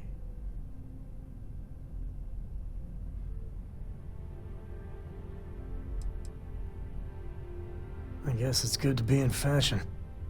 You know, there's an old Aquila story about two pioneers who got lost trying to find a new frontier to settle.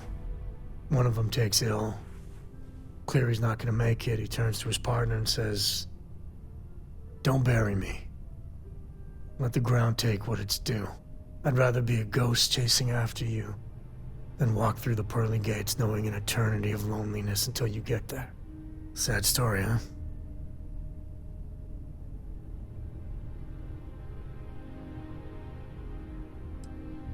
Yeah, you got me. I hate funerals. Drink? I've Pour got some one out stuff to on the my blackest mind. sea? When you have the time.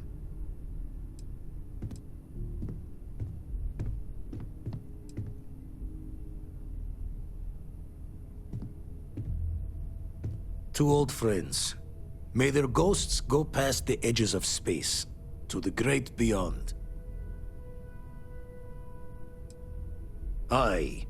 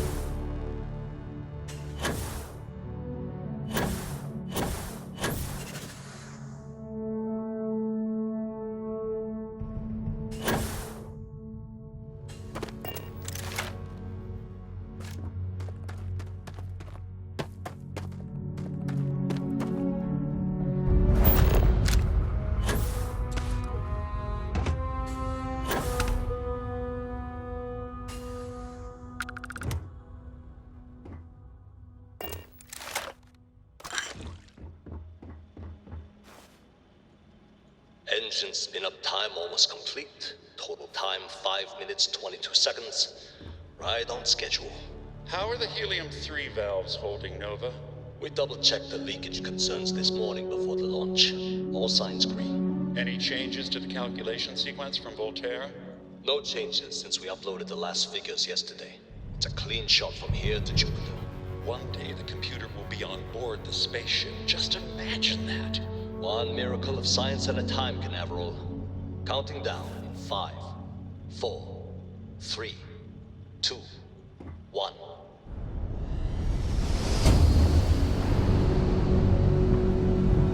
Canaveral, are you reading? All clear, Nova. Indicators look good. The ship should be cruising Jupiter's orbit right now. Visual confirmation will be possible in 32 minutes. Afraid the speed of light is on the slow side these days. How does it feel to break the laws of physics, Canaveral? We're all pretty excited down here in NASA, I won't lie. Excited enough to tell me where you got the original data? Not in a million years, Nova.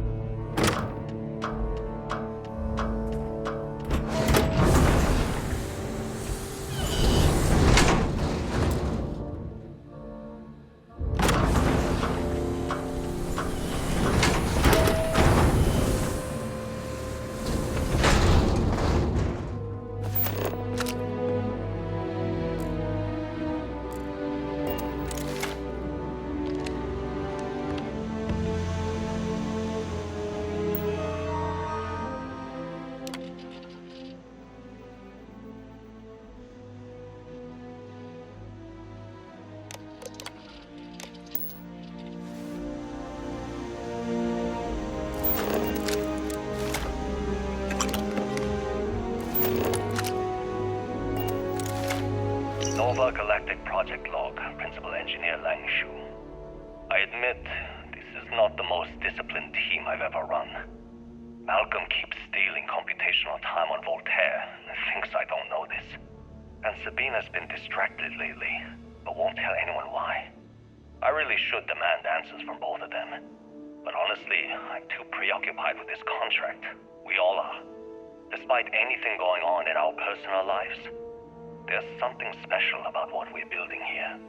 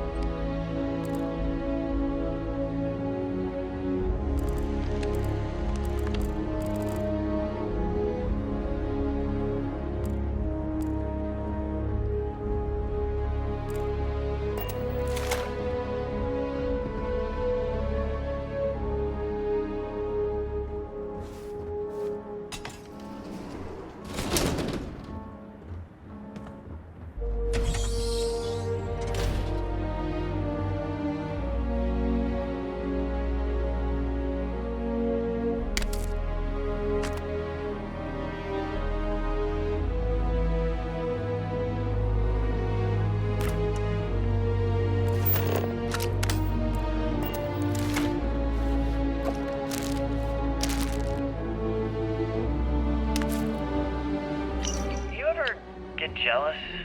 You know, the crew in the shipyard? Building the actual vessels that are gonna travel the stars? We're literally on a base on the moon. Oh, come on, Sabina. I'm trying to share my dreams here. Well, your dreams are always out there and never here where the rest of us live. Can't you just be happy doing your job? Where's the fun in that?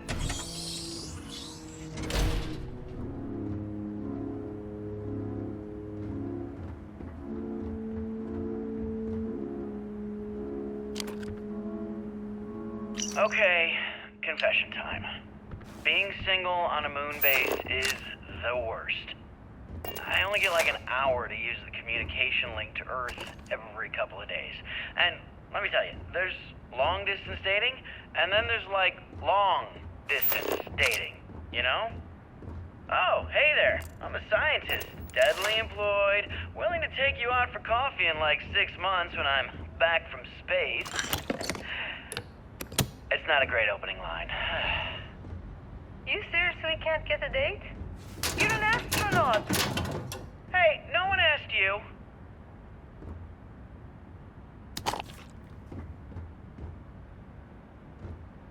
Voltaire really is something else. A supercomputer so powerful they put it on the damn moon to keep it cool. Although by that logic they should be running it purely in the vacuum of space. But hey, good marketing material. I've been spending some off hours running some dumb simulations, just because I can. My favorite so far is simulating the sound of every duck on Earth quacking after receiving a piece of bread. You didn't know you wanted a real-time sim of feeding all the ducks, but now you have it. You're welcome, humanity. Nova Galactic Project Log, Principal Engineer Lang Shu. Voltaire is being reconfigured for this new initiative. The math we're being asked to crunch is ambitious, even for a supercomputer.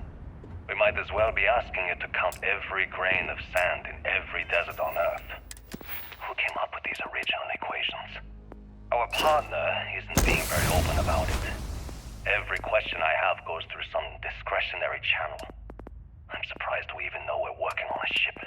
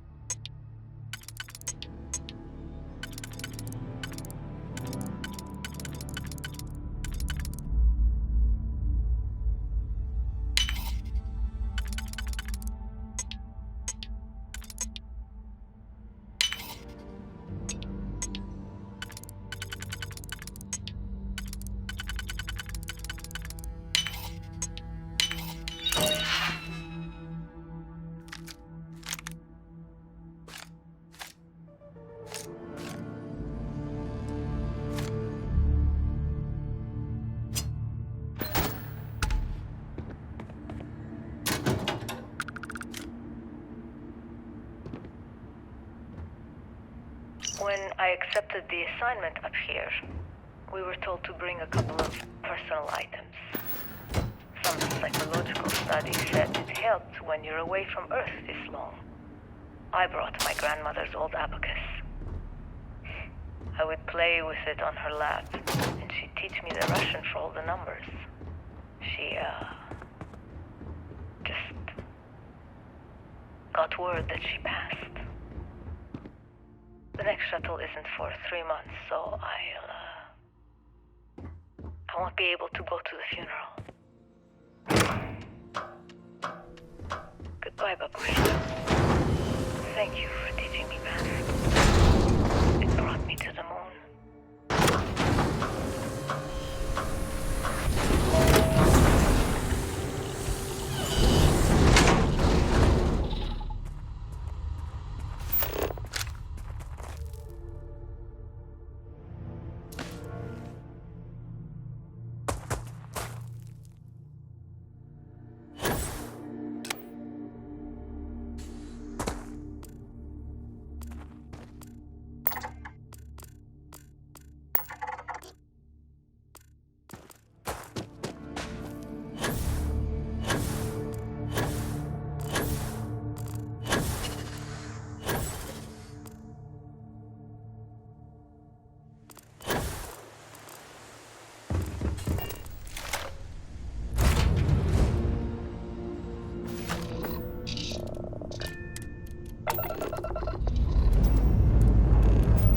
This never gets old. Lift off.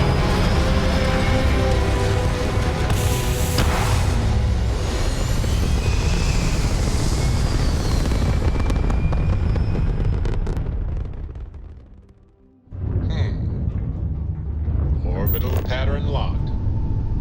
Easy.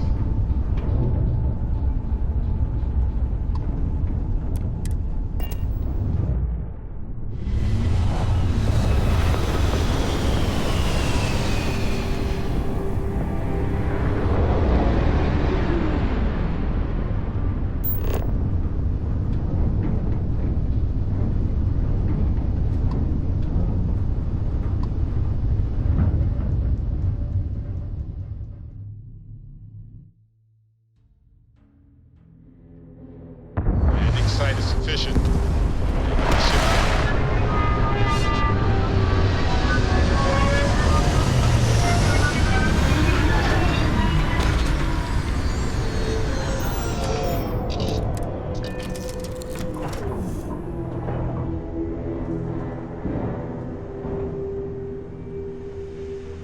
You have my attention.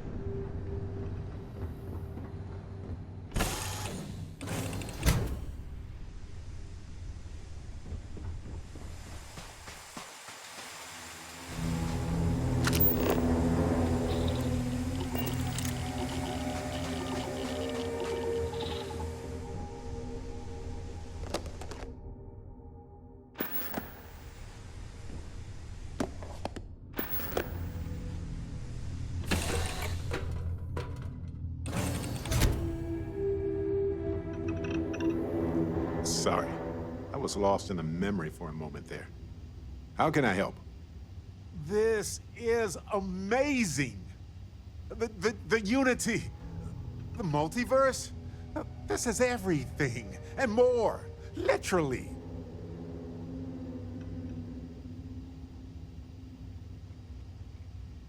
No kidding. Think of the dissertations. Boundless topics, no bounds. Except the books, they're bound. This explains so much, though. They're disorganized, petty, weird, and also deeply fascinating at the same time. Because they are just people. We never rule that out, but it feels so good to know we weren't fighting against robot alien ghost gods or something.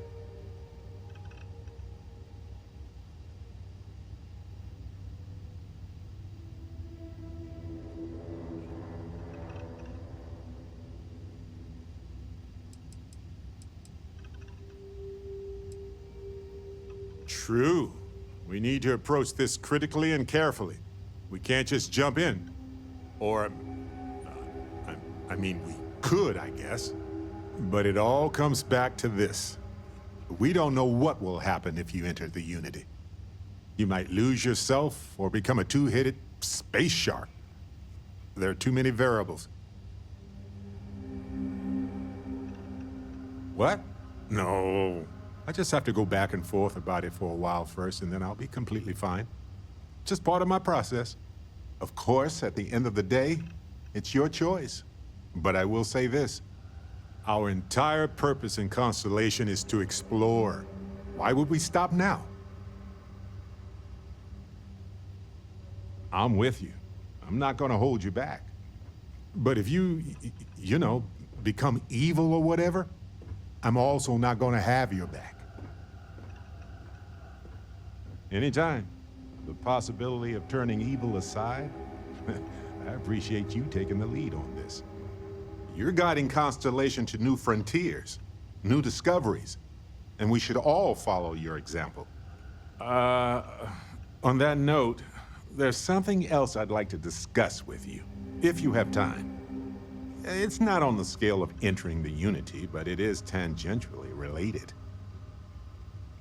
Thanks. This has been swirling in my brain goo for a while now. So, I've been pondering over what's happened and what it all means. And I've got a favor to ask. A teensy-weensy favor. About the size of a plank length, really. I think it's time I joined you in the physics-bending powers business. See if one of those temples works for more than just you. Marvelous. I'm glad you're as gung-ho about this as I am. As it so happens, I've already talked to Vladimir. Seems our eye in the sky is back up and running. He sent me the coordinates for the temple already. We just have to visit. I'm all ears. I might have some room if you need me to carry something.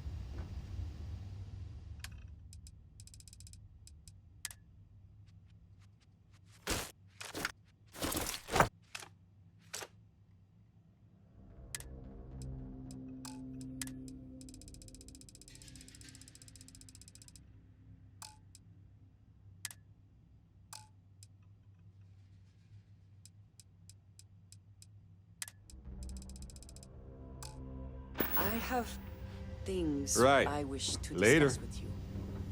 When you have time. Did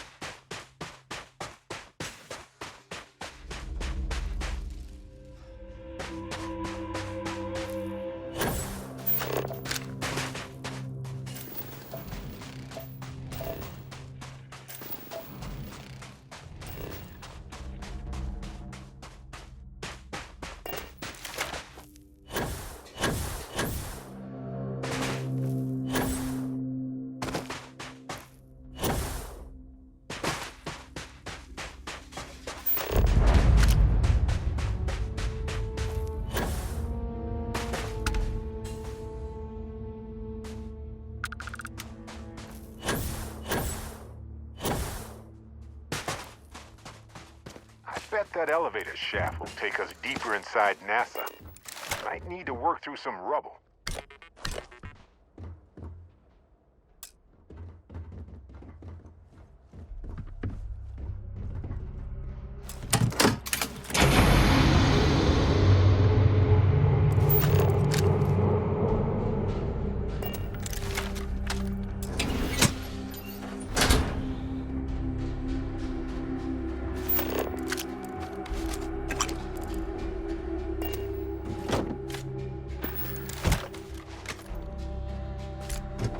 What if we leave a few things here and make a second? Hmm? Of course.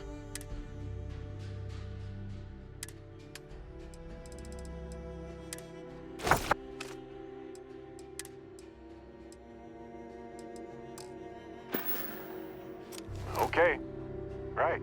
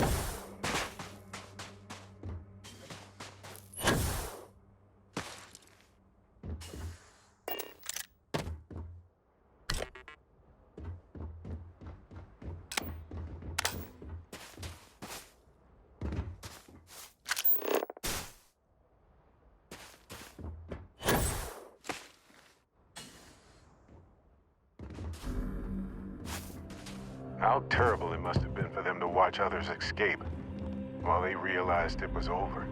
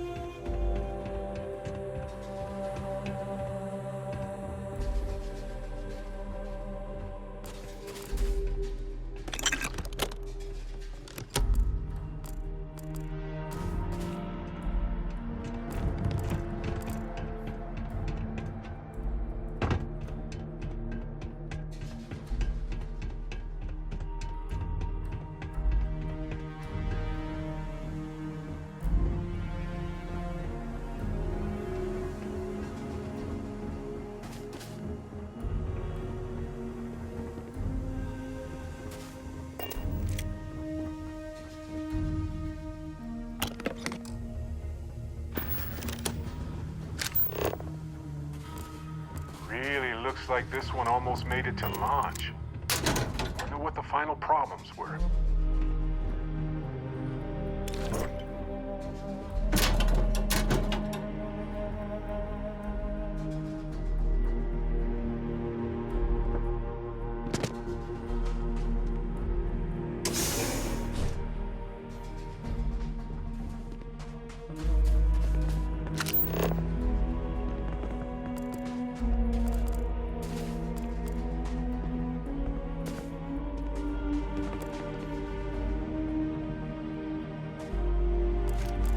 Carrying a lot. Do you want to lay it on me? Let's rearrange some things here.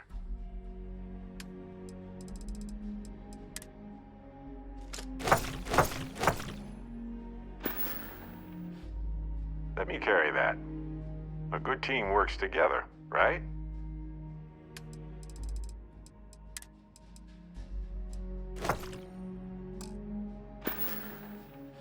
See you later.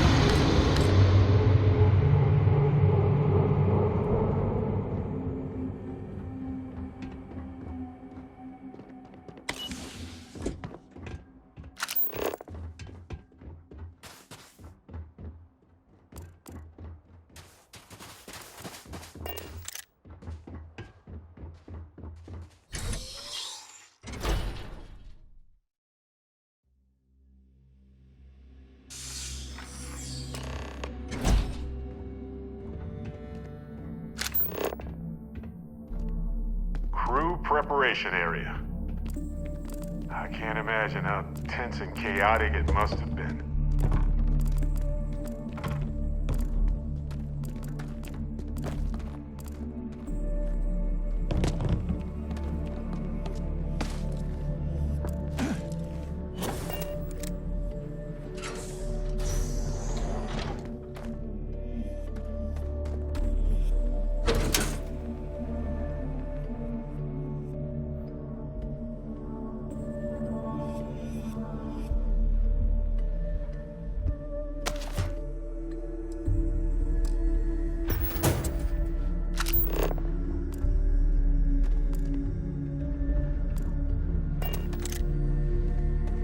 What's on your mind? Right. No worries.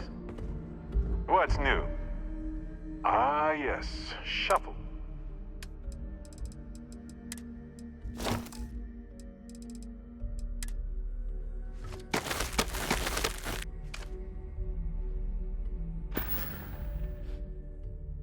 Well, that's all I have to.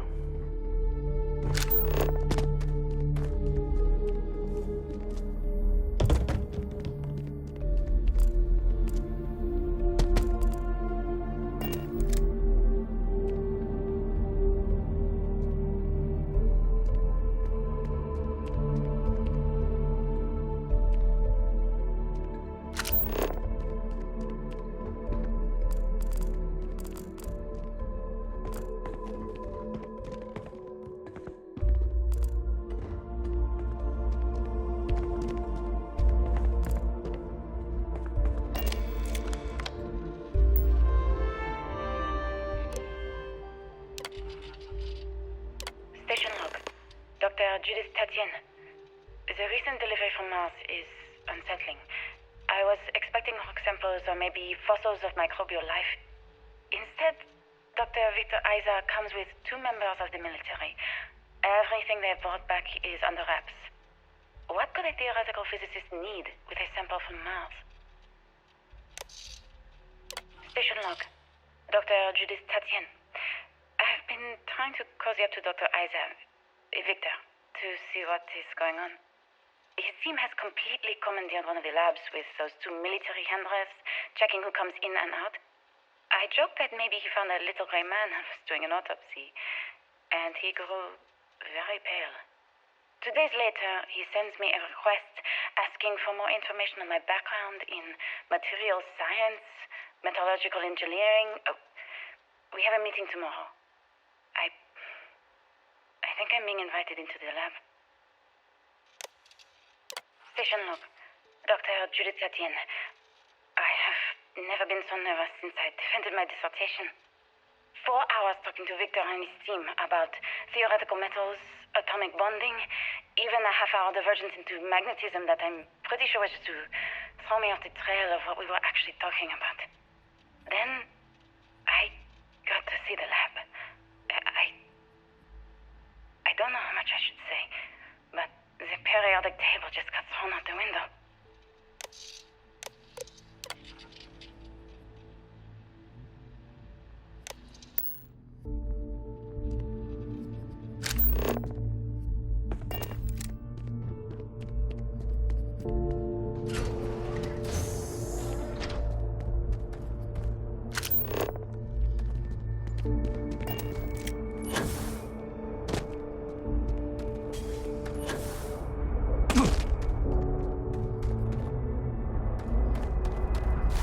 Looks like a structural collapse of the underlying strata. Typical of karst topography.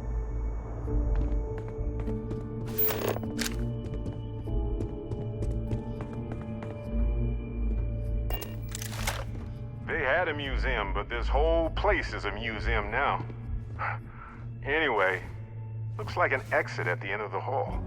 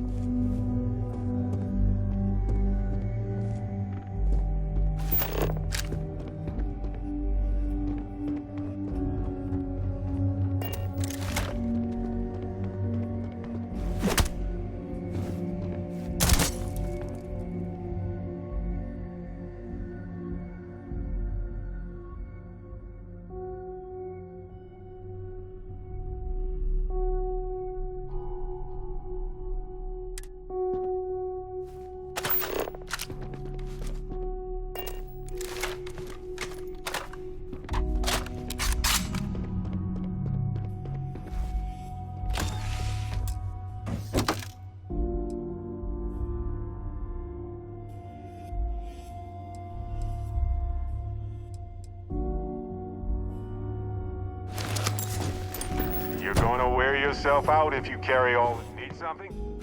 Let's see if I have space for that.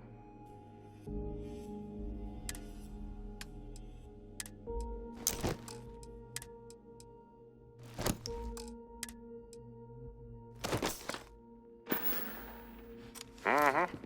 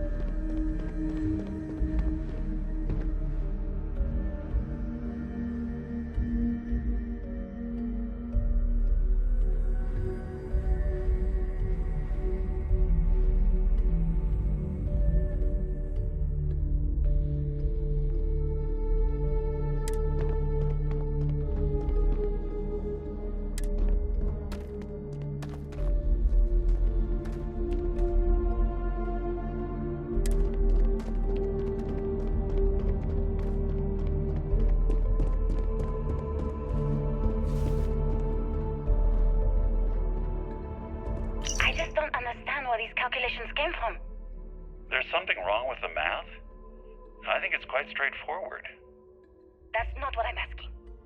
We've had no success extracting even a sample of material from the object. No explanation for the gravitational effects, no motion graph to explain its harmonic frequencies. I can't even establish a melting point. Judith. But you've had me building these prototype colliders for months. And now you want me to pump helium-3 into it based on this equation you've written on a goddamn napkin? I just need you to trust me. I have been trusting you. We keep slamming our heads against a brick wall, getting nothing. And you keep coming up with something new to try. Like, you know what's going to happen. Where are you getting your information, Victor? I'm sorry, Judith. Look, not here, okay? Somewhere off base. I'll tell you everything. But I'm not lying, okay? We're going to discover something important here. I promise.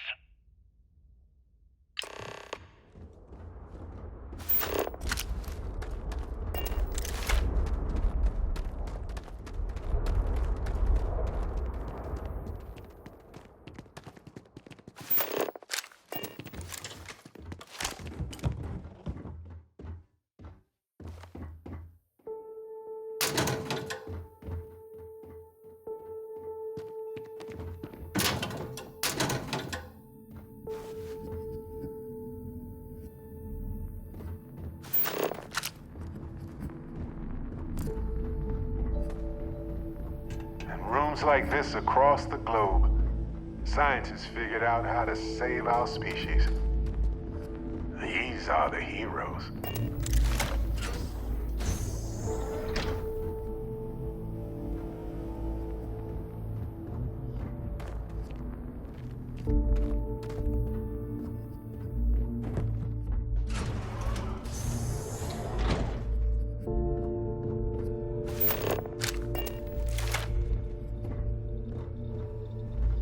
Final days of humanity on Earth must have been a special sort of hell for hopeful scientists.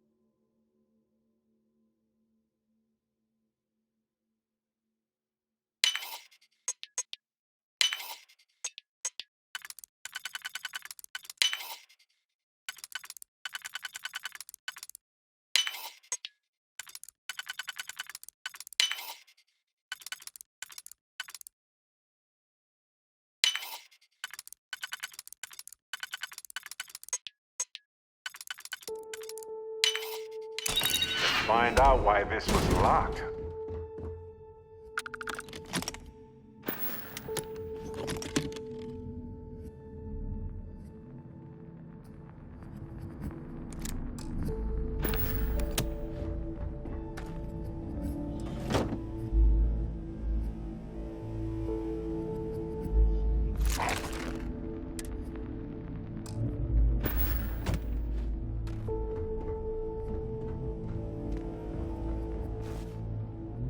Got my attention, Captain. Not a problem. Let's see if I...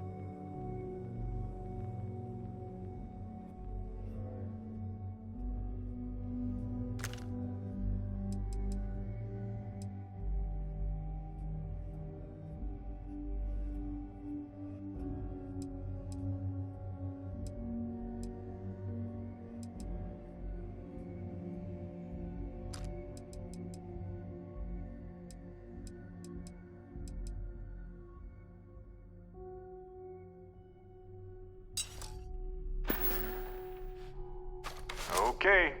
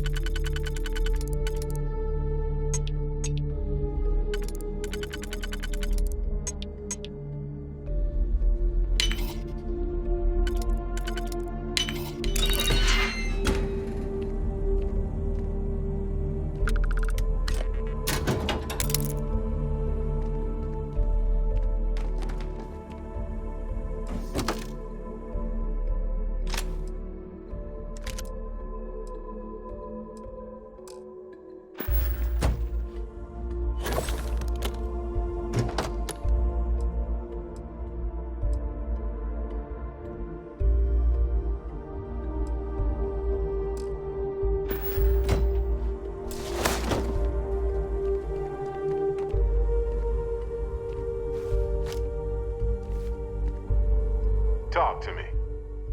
Of course. I have room for that.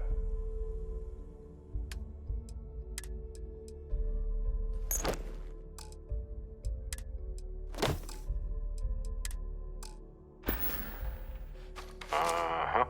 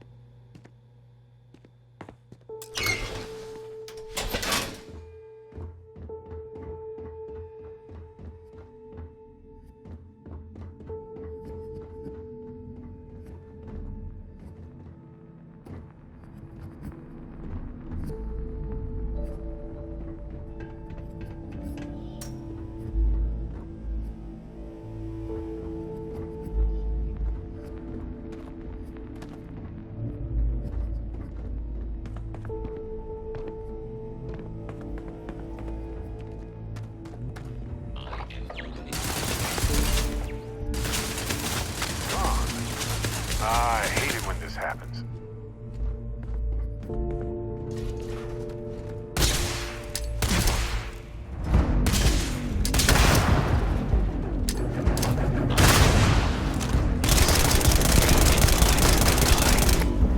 this isn't over. No, I don't think so.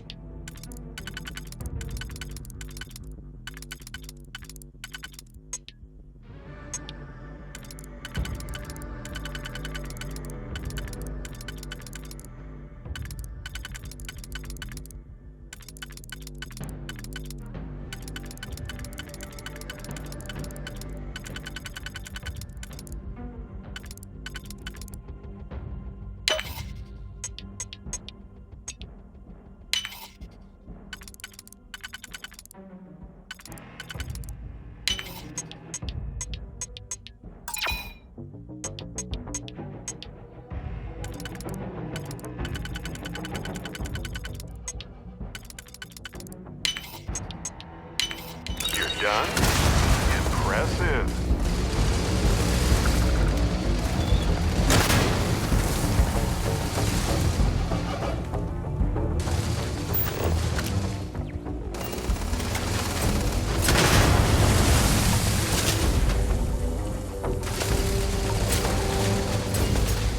Oh, I love it.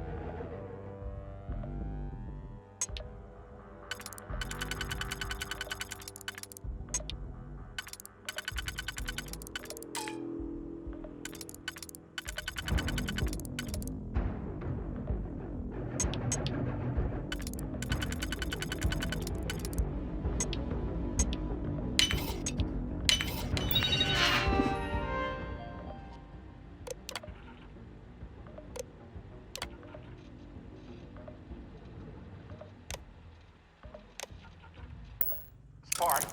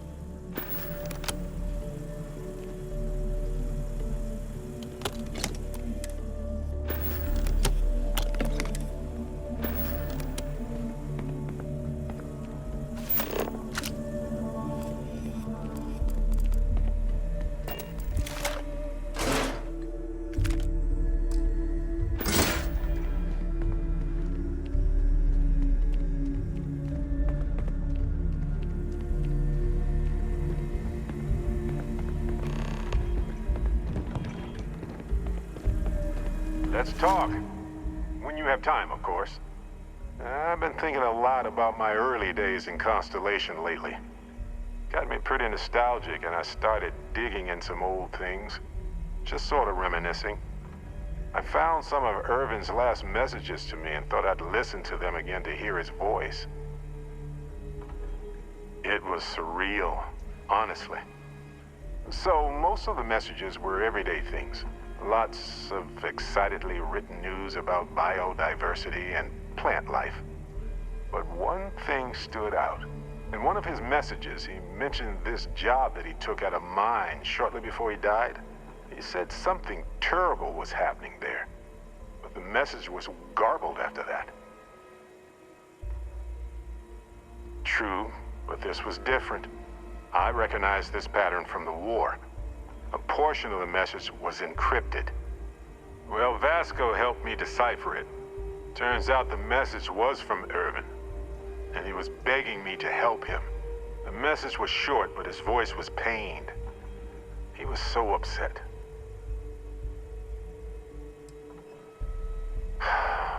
Yes. Hearing his voice in so much pain was very difficult. I wish I had noticed this message when he sent it. So in this message, Irvin said he was being framed. He said they'll do it again. He asked if Constellation could send more help.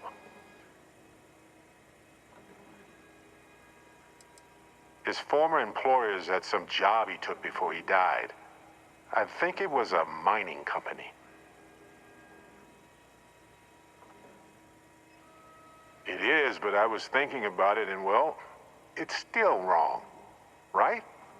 So I figured, hey, I can do some sort of a remote investigation here, see what I can find out. There's gotta be a paper trail, right?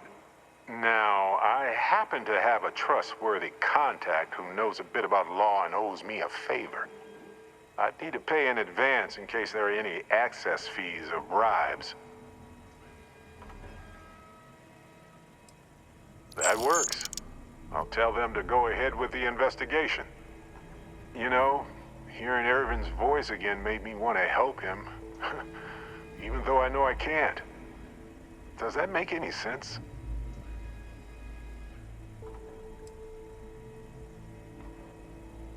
I appreciate that. It's going to be hard to get some sleep tonight after all this. But the fact that I'm doing something about it might be enough to help. Hopefully poking around in old records doesn't catch the attention of Hephaestus. Well, anyway, I'll let you know if my contact finds anything.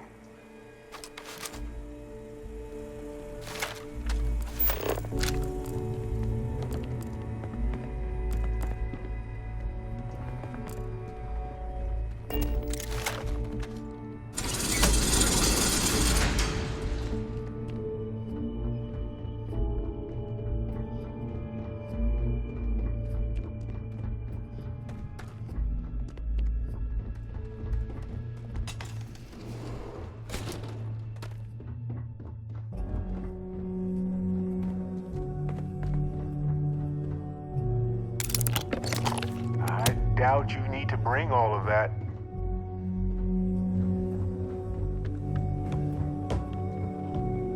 Let's get out there and do something. Well, okay then. Hello, Captain. Happy to help.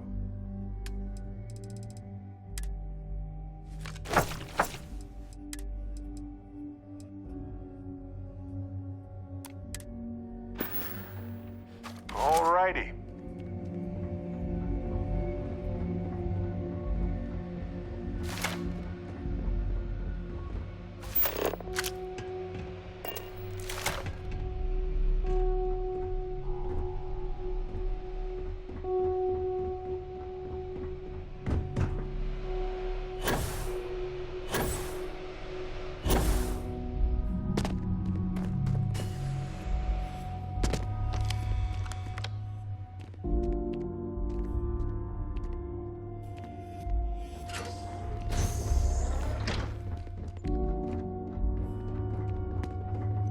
The artifact isn't far now. Project Log. Dr. Victor Isa. We turned on the prototype today. The gravitational field around it began to fold as we long suspected. Complete reversal of gravitational pull was observed on dozens of loose objects around the lab. I'm setting up a meeting with the directors to propose a larger test. The prototype proves we don't need the original anymore, but further work is going to have to take place in space. Somewhere with abundant helium-3 and with a civilian partner. Someone with access to large-scale manufacturing resources and computational equipment. Engineering gravitational folds pulling the far side of the solar system closer to us? It's all going to be possible. Project Log. Dr. Judith Tatien. I watched the gravjite tests from the moon today. It was the first time we were able to talk to the team at Nova Galactic directly. So many things things were under wraps before, but now everyone wants all the publicity they can get. I'm already seeing proposals for manufacturing androids of drives, expeditions to Alpha Centauri and beyond. It's also overwhelming and worrying. It could take years, decades, before we know what all these side effects of operating a grav drive can be.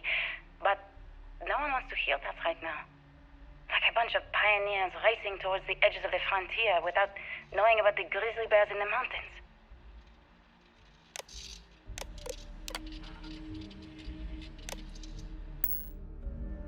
But look at all this stuff. Simply astounding.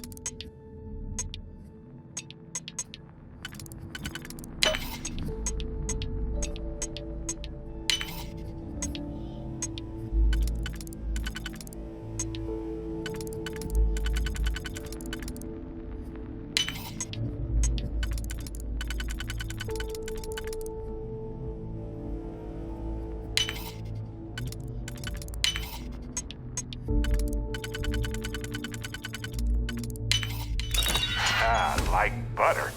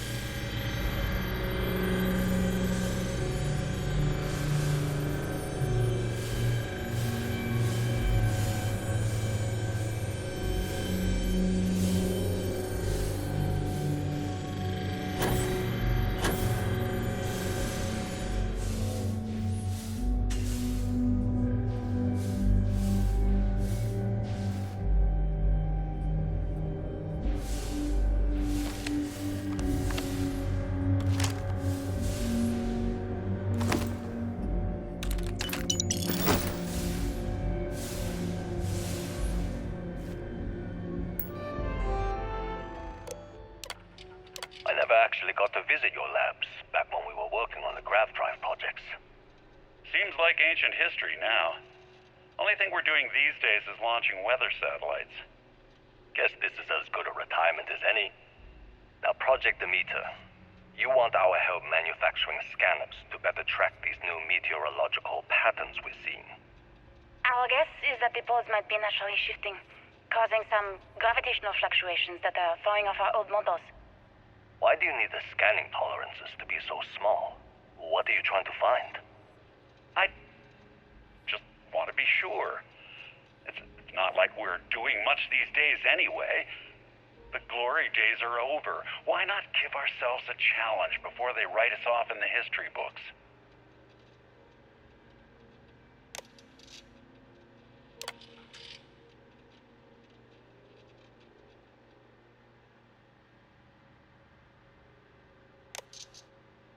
I know what I'm seeing, Victor. The data coming back from the satellites is very clear. It's the grav drives. All those jumps from the moon. At this rate, Earth's atmosphere is going to start sputtering out into space. Can the drives be fixed? I'm working on some designs that should discreetly solve the problem, under the guise of an emergency update to the fueling pumps. We're talking about the end of Earth, and you're trying to be subtle about it.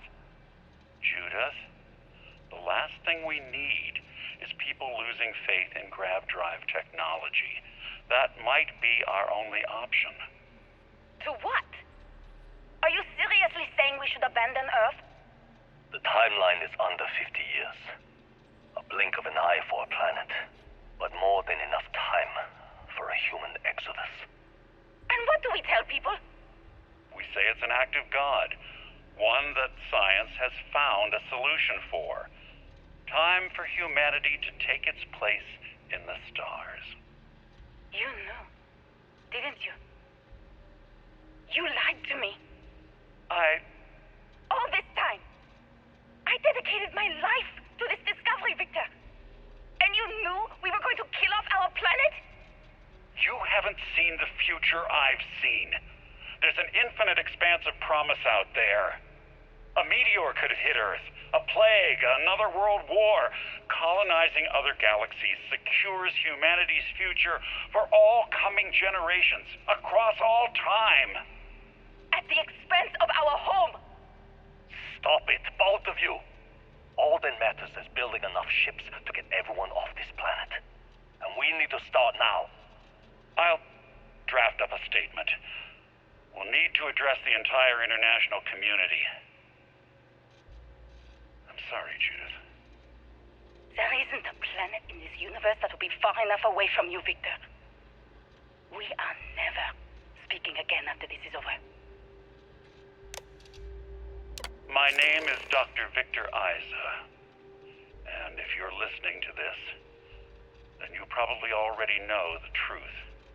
I was young when I first headed the retrieval team of an odd gravitational anomaly on Mars. But I kept what really happened that day hidden from everyone except one other person. Even she didn't believe me at first. But I have no reason to lie to anyone now, so I hope you'll accept this confession, whoever you are. When I touched the anomaly, I experienced 12 days of lost time. I met myself. He told me everything that has since come true. The grav drive equations, the tests on the moon, Earth's atmosphere sputtering away because of what we had done. But he also told me about a city thriving on a planet orbiting a distant star. Human culture, art, music, lifestyles evolving and shining brightly across all of space. What price would I be willing to pay for that future? Maybe you don't believe me. Maybe Judith was right and I'm just a coward who wants to believe his mistakes were justified. But everyone has forgotten about the real origins of the grav drive, this artifact from Mars. I hope you make better use of it than I did.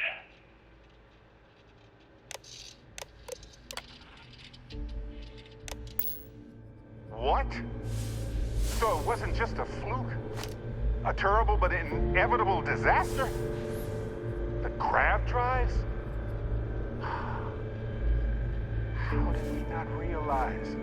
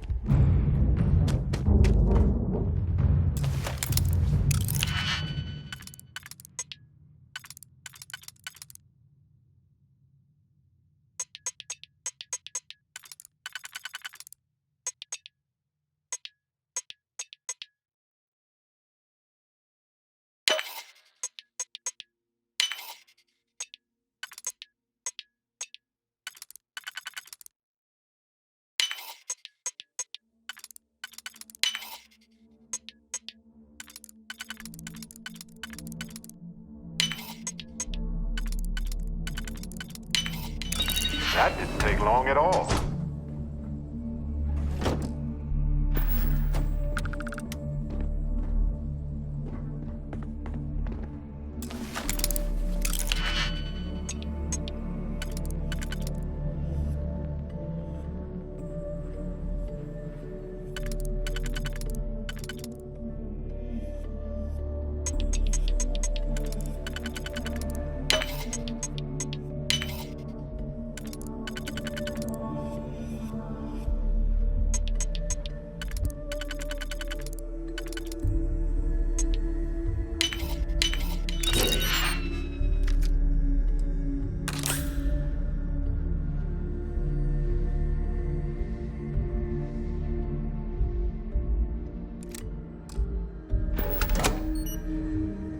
Hey, Captain. Go ahead. We have time to rearrange things.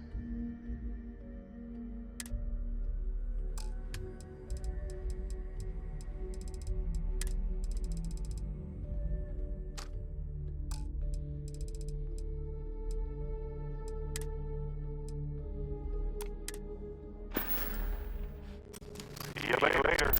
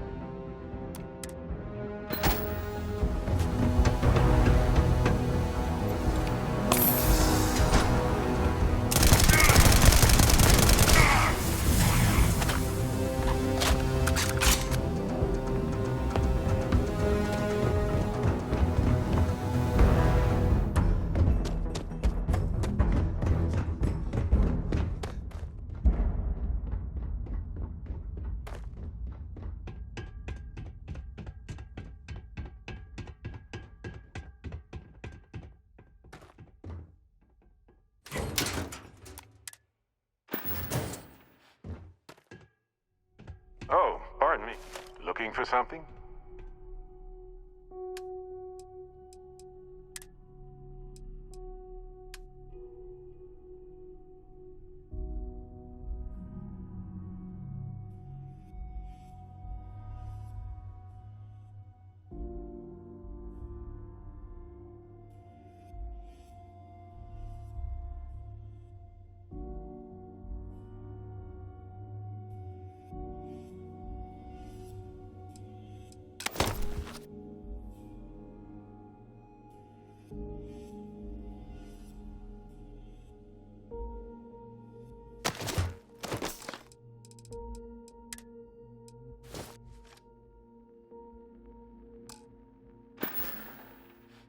Okay.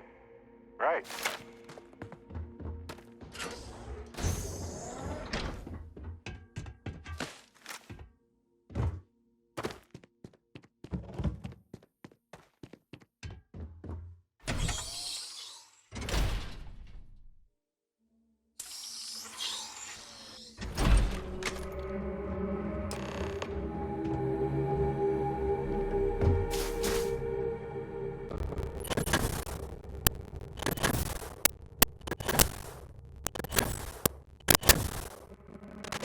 Do you understand now why I asked you to come here? The artifacts unlocked the secret of interstellar travel, at the cost of Earth. An easy trade, honestly. Why have one world? You can have all the settled systems.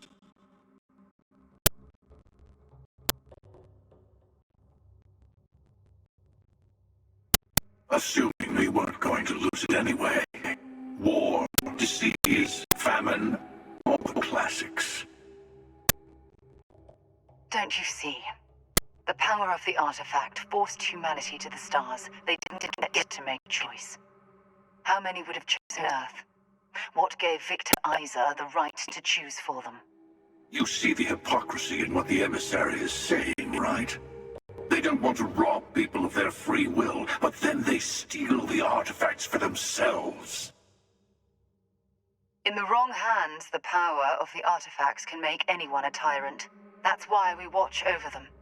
The only thing you're watching out for is yourself.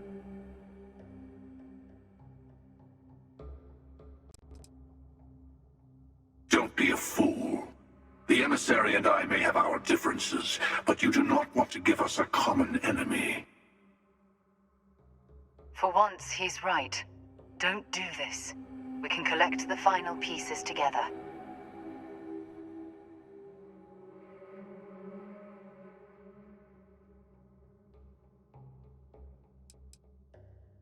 Well, look at that. The emissary just became my new best friend. You've made your choice. When you're ready, the Hunter and I will be at the buried temple. That's where we'll settle things.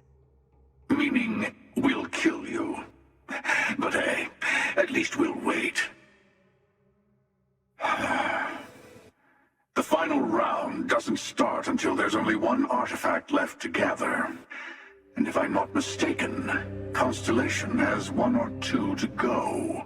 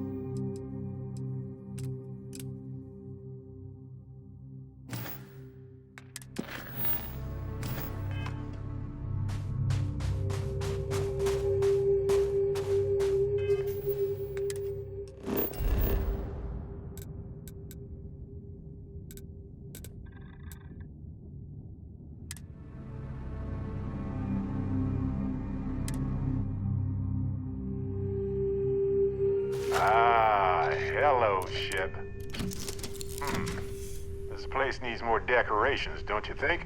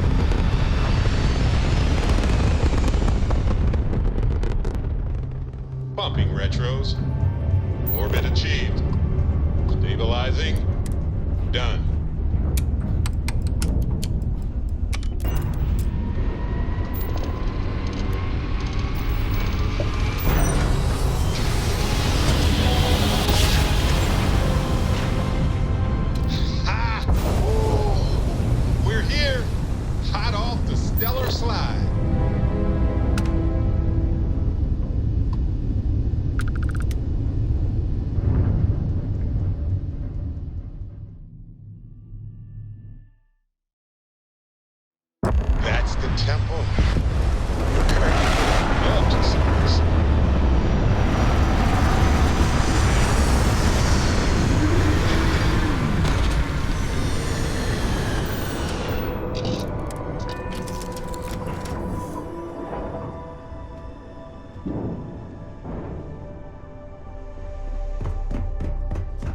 What did you need?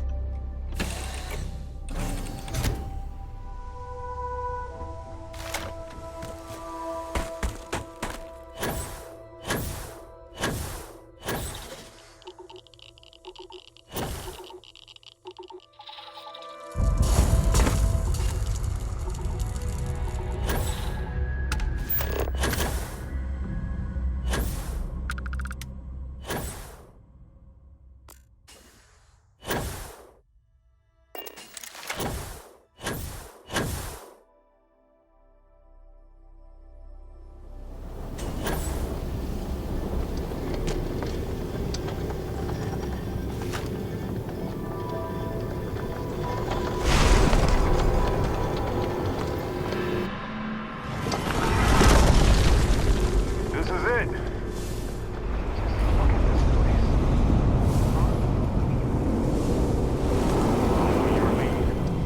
Clearly, you know what to do around here.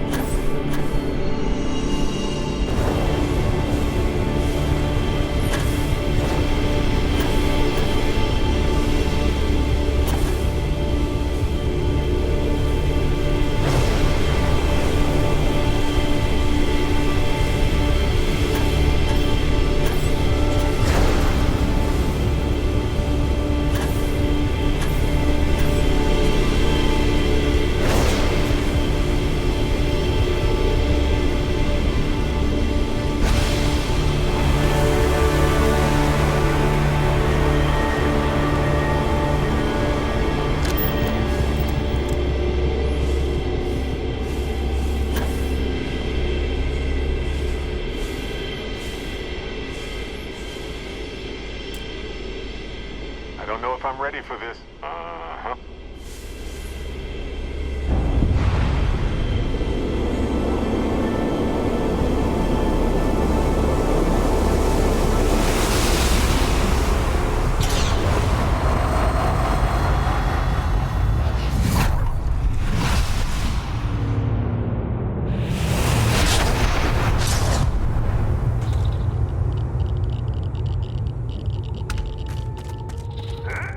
See, this is why I signed up with Constellation. Hello, universe. This moment right This is here. Barrett, returning your call. What in the... Who in the...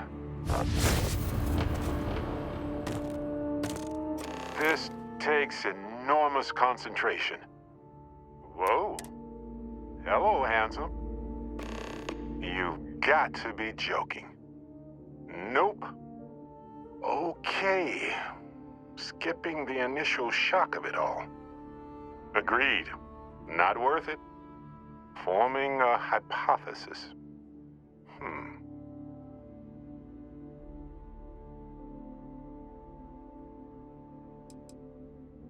You know, my captain asked the same thing. Different captain, though, so you aren't an exact facsimile.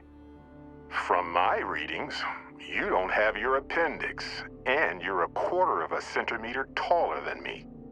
Minor differences, but fascinating. I wonder what else is different.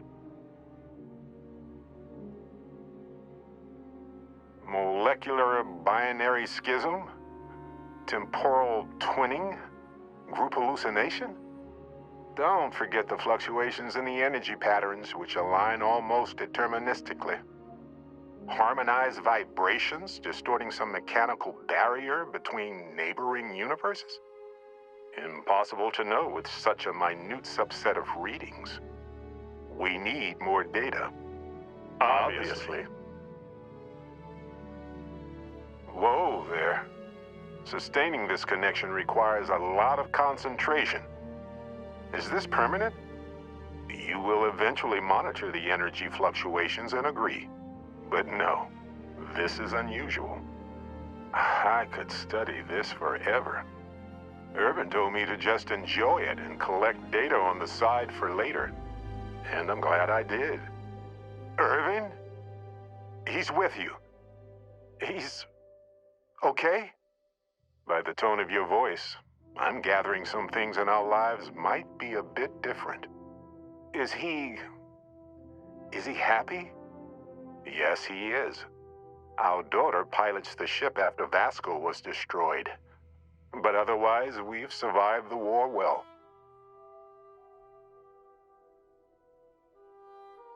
I have so many questions. I wonder how many paths I've taken, we've taken, how many variations, how many ended with heartache, and how many with joy. I think about that all the time. Wait, what's that noise? Starborn ship.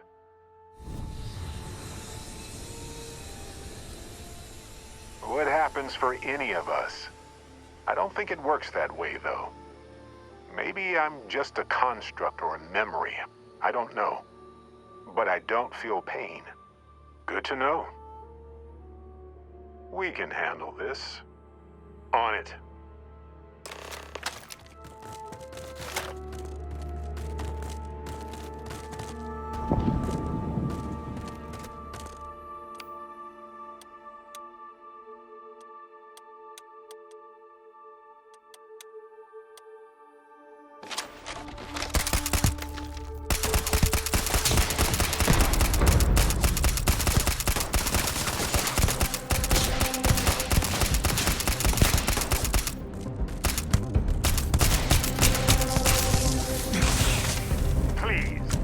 I've done this 1,000 times.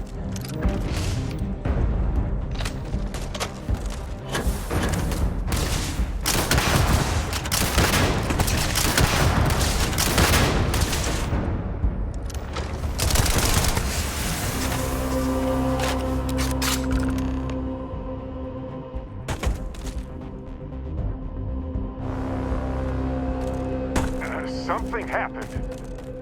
I can't hold on to you. I'm struggling. Being pulled through the barrier. This is probably it, friends. Son, cherish every moment with them. I already do, my friend. I promise.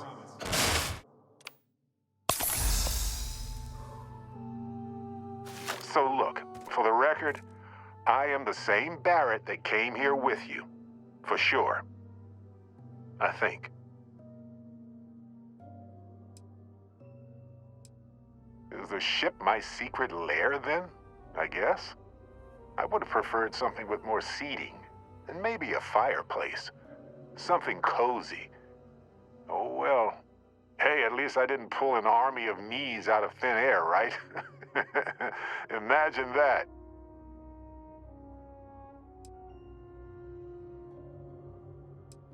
Right. Later.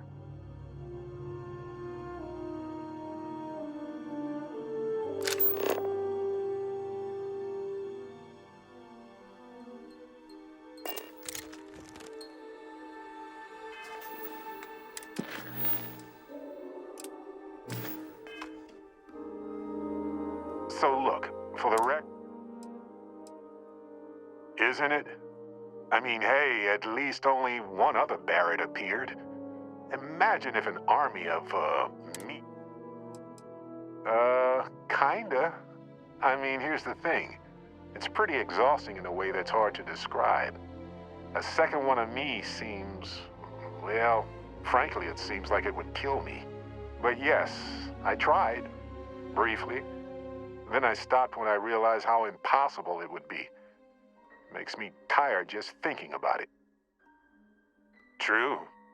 How would I stand out in a crowd made entirely of myself anyway?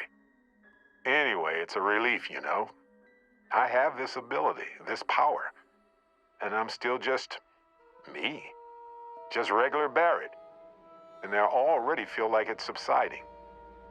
I no longer feel like I'm in a huge crowd.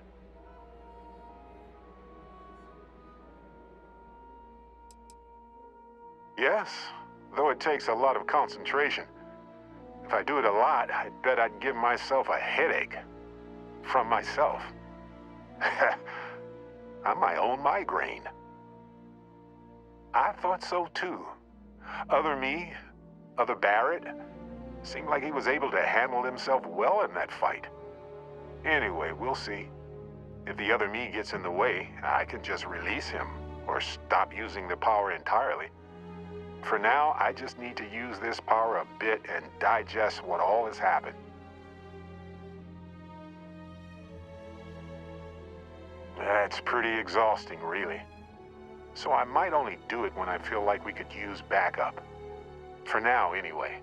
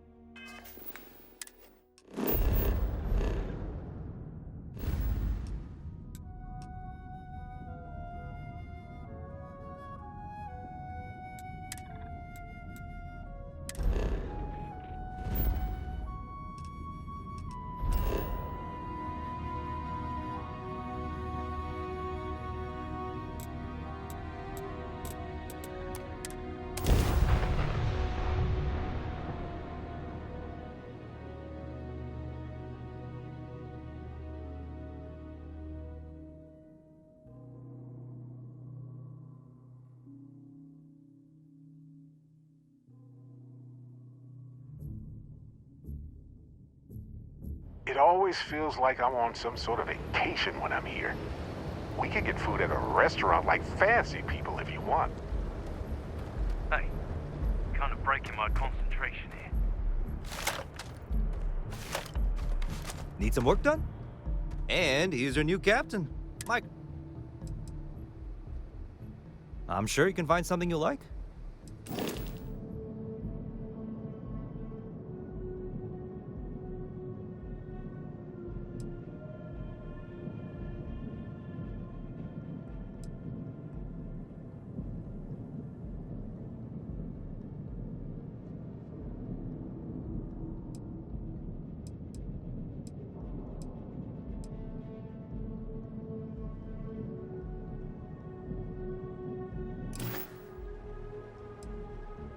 Okay, no problem.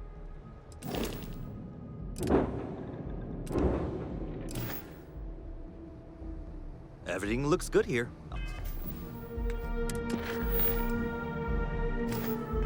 I'll be at my booth if you need me. And here's your new captain. My crew can take a look at your ship. And you can stop by the Trade Authority kiosk if you need to offload some cargo. I'm sure you can find something you'll like.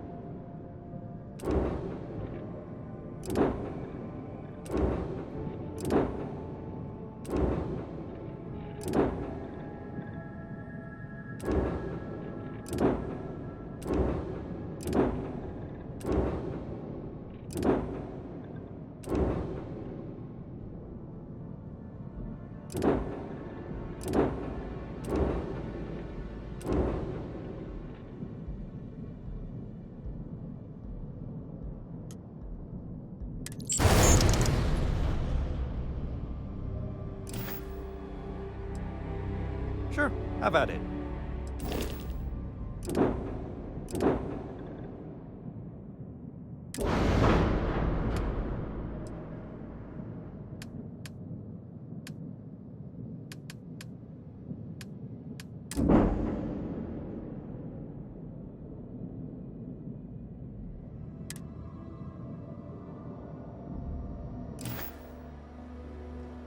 Everything looks good here. I'll be...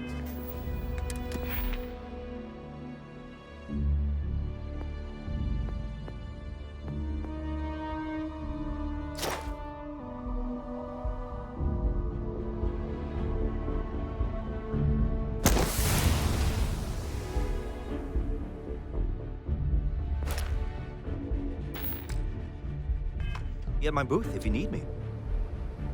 And here's your new captain. My crew can take a look at your ship, and you can stop by to trade authority. Okay, no problem.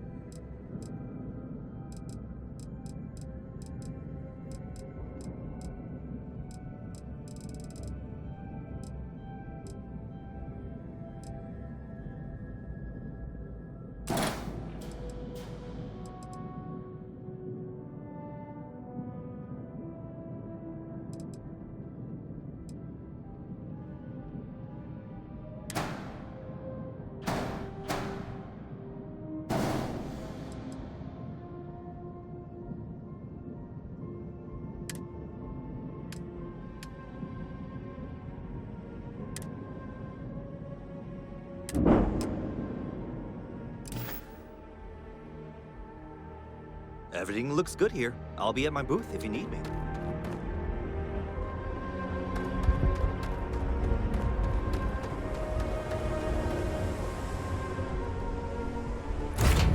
Hey, you might want this.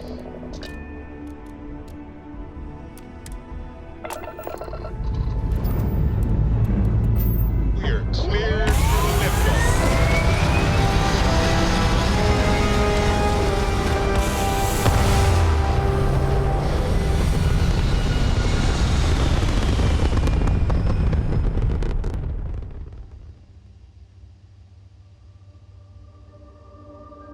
There. Stable orbit achieved, like a toy sailboat released into a calm pond.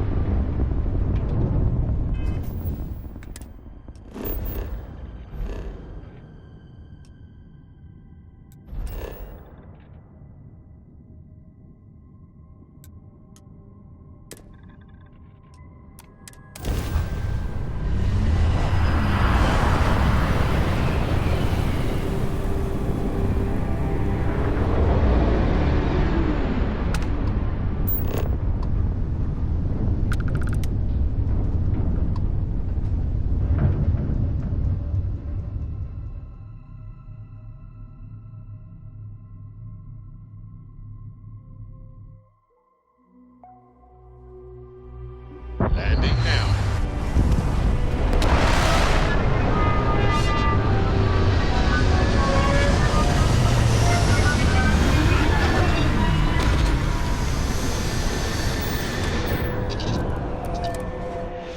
Life will almost certainly arise on planets when the right conditions are met.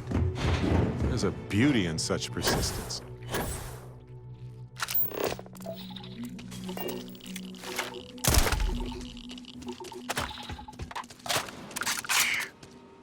Something's out there. Ah, nice try.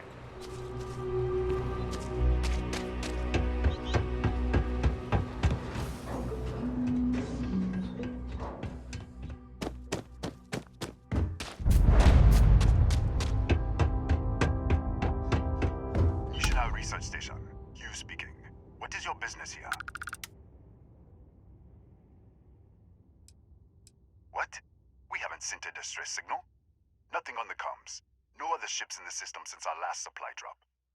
Look, what are you trying to pull here? Really? The High Energy Research Lab? Alright. I don't know what's going on here, but you should talk with the director.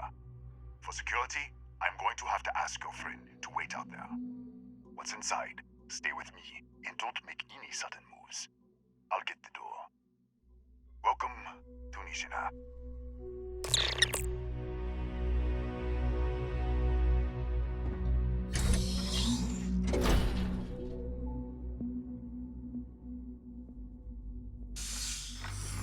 Step forward. Scan is clear. One moment.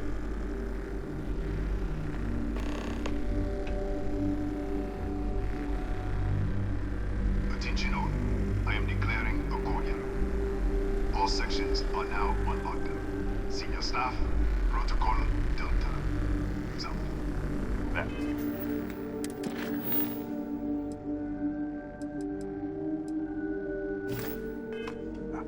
Be right with you.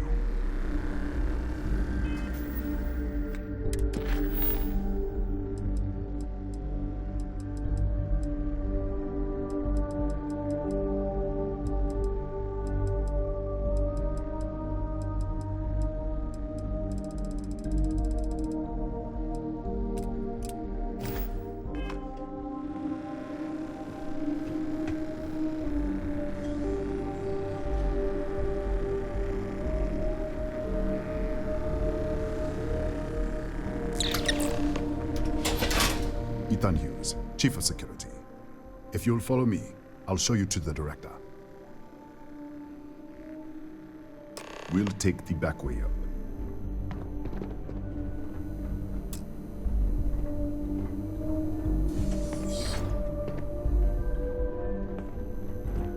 Here, you can see our lovely storage area. Don't touch anything. So,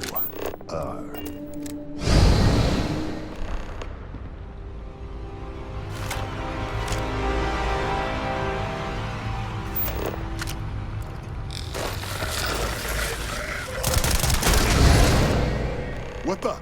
Easy! Easy! What the hell was that?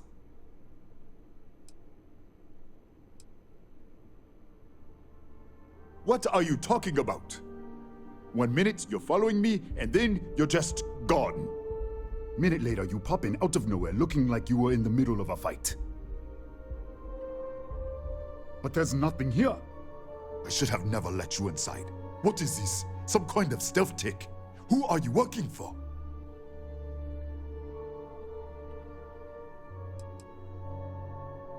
Look, I don't know what's going on. Let's get you to the director. Maybe she can figure this out. Come on, this way.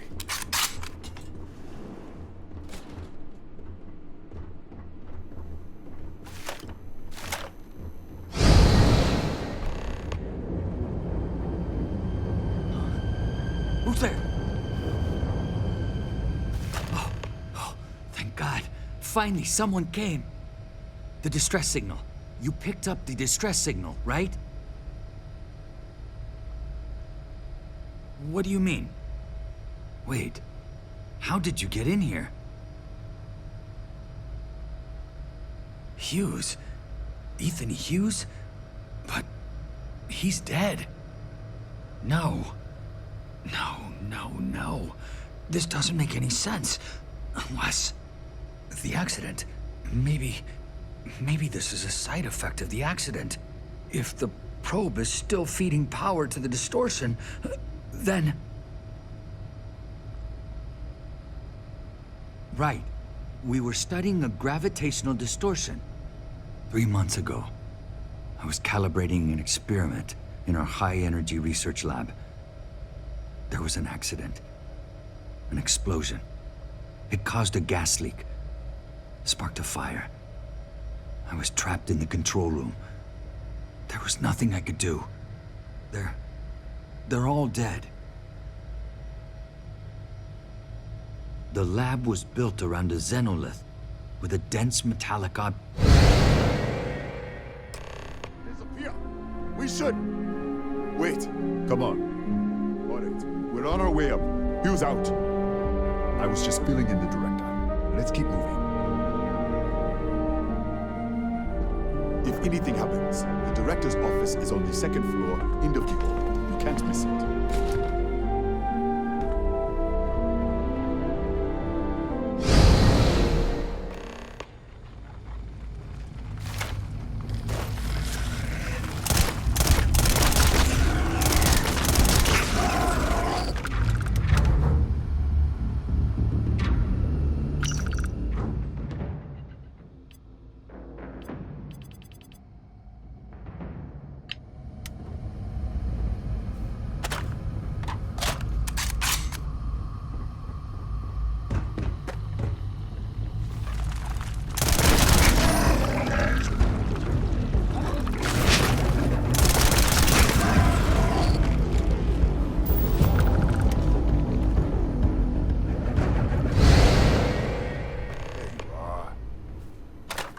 This way.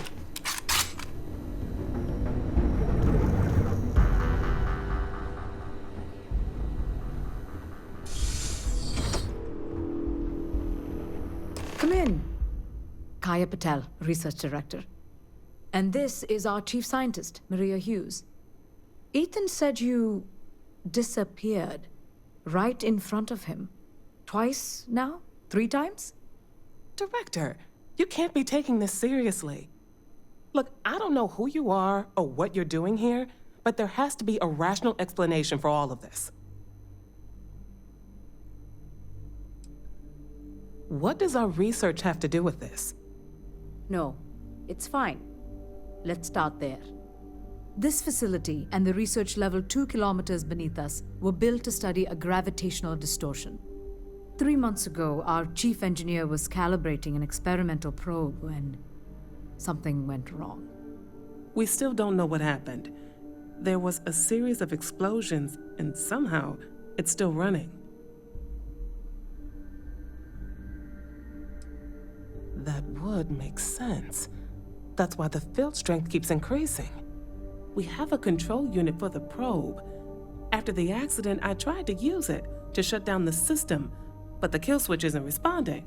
We could shut it off manually, but the entire research level is locked down. We can't even get down there. Excuse me? That is quite a claim. What makes you think that? Tell us about this other universe. Raphael. Raphael died in the accident. He... Wait. Gas fire. Gas fire. The leak. Director, there was a hydrogen leak right after the accident. It was contained in a minute or 2. But if it hadn't been, it could well have caused an explosion. Another universe, though. That's a lot to swallow.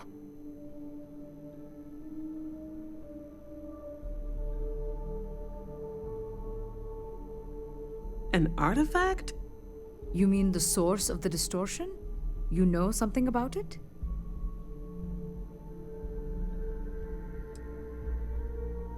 The multiverse. Other universes? At least one other universe, clearly.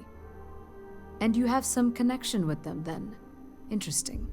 I wonder if that's why this is only affecting you.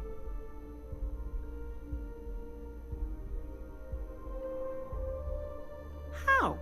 I told you the research level's locked down. We can't even use the damn elevator.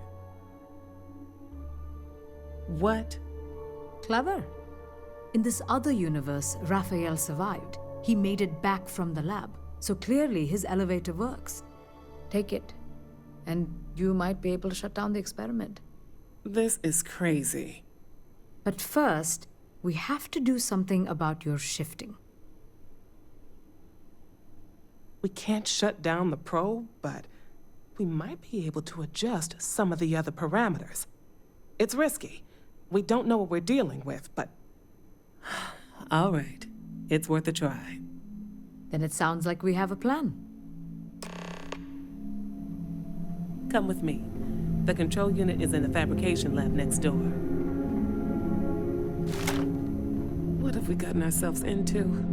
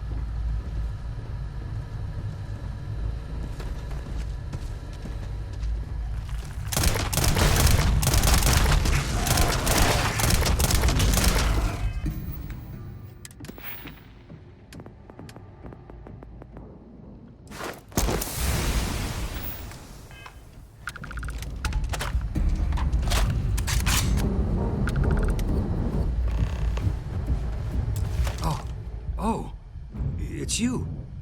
What happened? You disappeared, and the ceiling caved in, and... I thought I'd finally lost it. What? How? Look, if you think things are bad up here, the research level is even worse. I barely made it out, and that was months ago. I don't understand any of this. If I hadn't seen you disappear with my own eyes, I wouldn't have believed it. Okay. You're my ticket out of here. We'll do this your way. We can get out through the pantry. Here's the key. I'll back you up, I guess.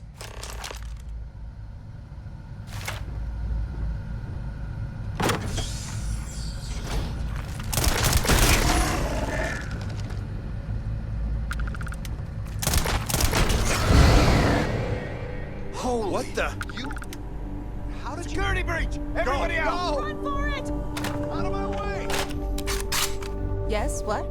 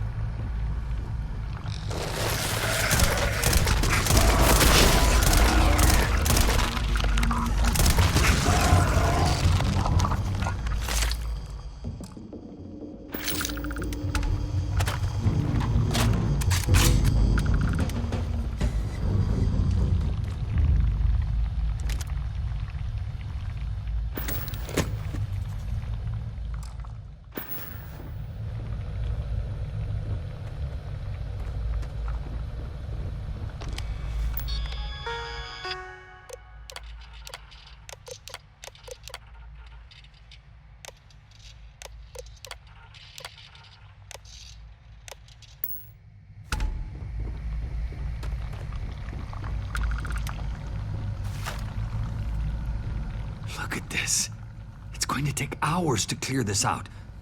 Assuming the rest of the building doesn't come down on top of us. I'm not sure. It might stop whatever's happening to you. It's a reasonable theory, I guess. How should I know? You're the one who keeps winking in and out of existence. I just want to get out of here. Go do whatever you're going to do. I'll see if I can clear a path to the door.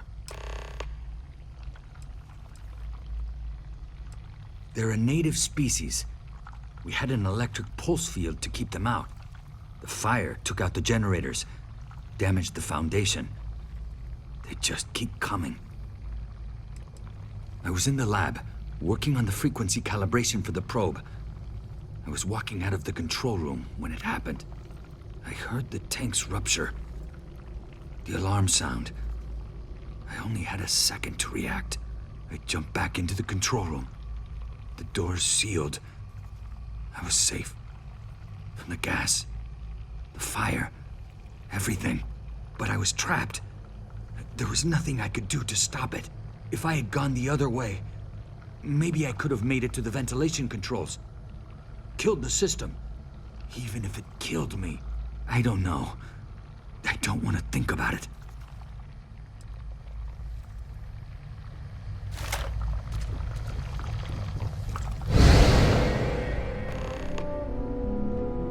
What? Oh, it's you. You realize you just poked into my locked office. So much for security protocols.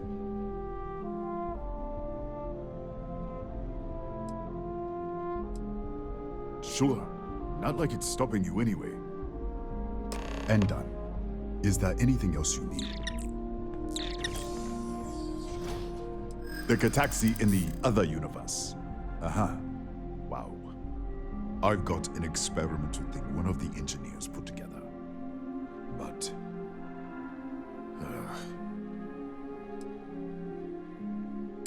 what did I do to deserve this? Alright. Yeah. It's never been field tested, but all yours.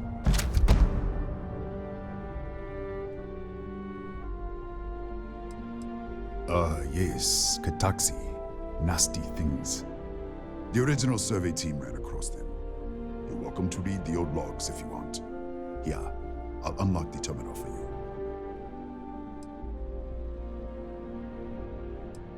That's right. Has been since the accident. We can't connect to the control system to override it. The whole system's on a heads rigger. Cameras spot anyone not in the staff database. They fire off an alarm and all hell breaks loose. Bigger than you'd expect. We've got a particle accelerator, whole lab complex, the high energy research lab. Real state of the art. Can't tell you what a tenth of it actually does.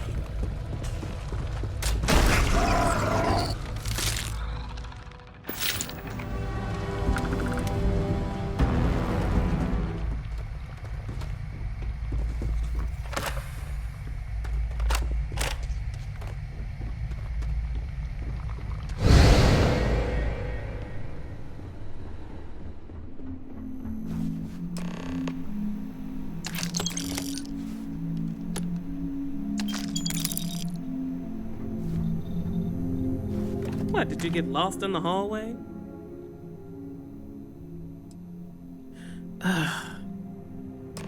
Alright, this is the probe control unit. Most of these controls aren't responding.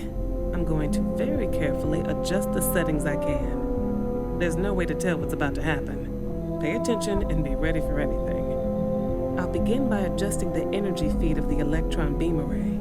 We're at 93 teravolts.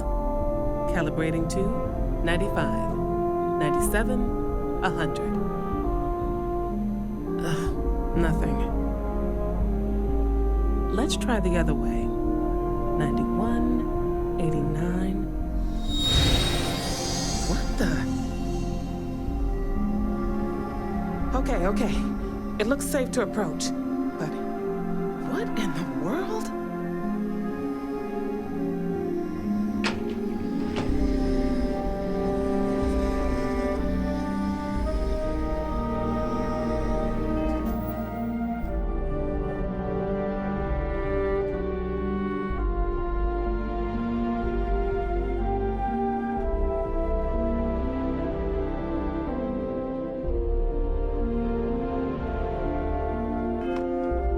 It's a microdistortion. Flux pattern matches the distortion in the lab. The setting is just exposing it somehow. Step into the distortion, please.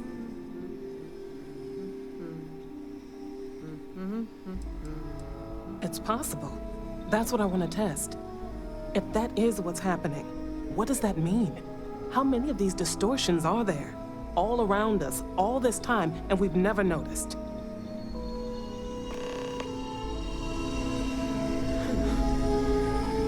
Nothing.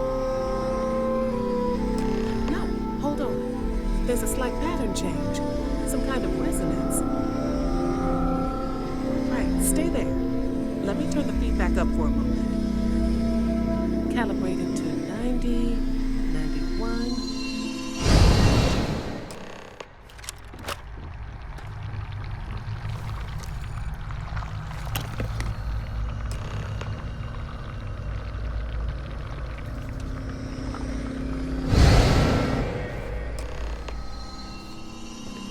What happened? Are you all right? So, the lower setting causes the distortions to manifest, and the higher causes you to shift. That seems promising. Keep it on the lower setting until you want to shift, and you should be able to avoid any more accidents. I'd give you my control unit, but it looks like you already have one from the other universe. Love to take a look at that when this is all over. If you can get down to the research level, you need to make your way to the High Energy Research Lab. Disengage the power interlocks, then pull the emergency shutdown to stop the probe. That should finally put an end to all this. Oh, and before you go, the director wanted to speak with you. It really is just down the hall.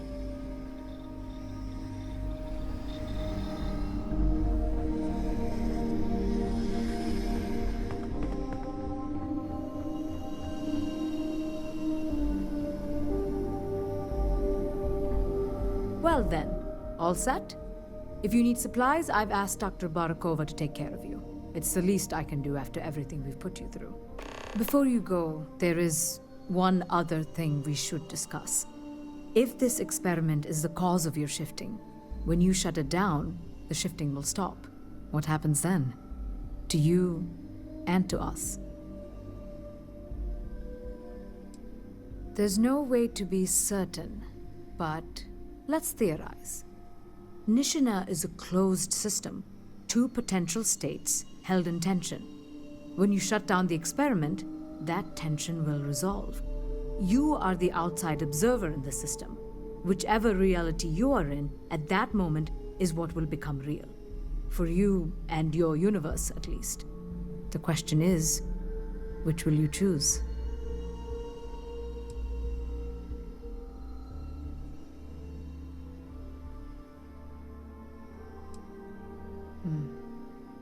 If this were a choice between my life and Raphael's, I would ask you to save him. But as the director of the station, I am responsible for the lives of my staff. 30 people. People with families, careers, futures ahead of them. In this universe, you don't have to decide now. But when the time comes, please, keep them in mind. Now, it's time you are going. With the network offline, we can't shut down the security system on the research level, so you can expect some resistance. Be careful. Ethan, unlock the elevator lobby, please. Ma'am, research level is still locked down. I'm aware of that. All right. Done. Good luck, dear. It's been a fascinating day.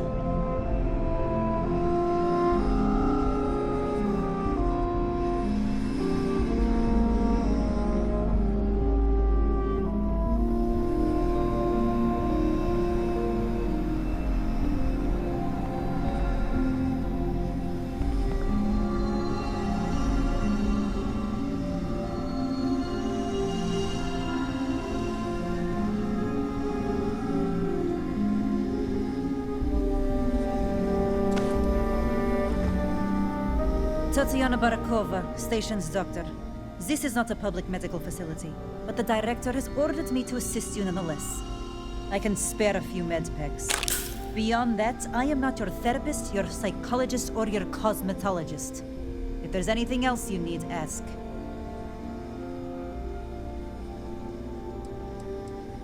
My journal? Have you been in my quarters? Who do you think you are? The director may have given you run of this station, but I... Wait. What is this? This entry... It's mine, but... I didn't write this. The scorch marks... God... Yes. Yes, I do. I can spare a few more supplies. And I'll give you a break on anything else you need. I think I still have a...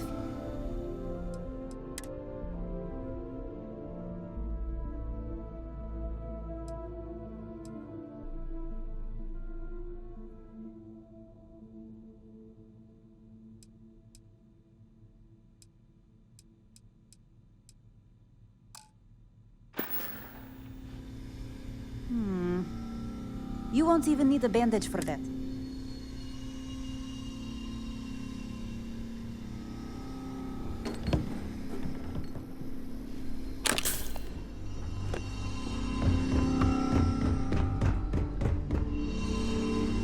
Pardon? Don't touch the equipment.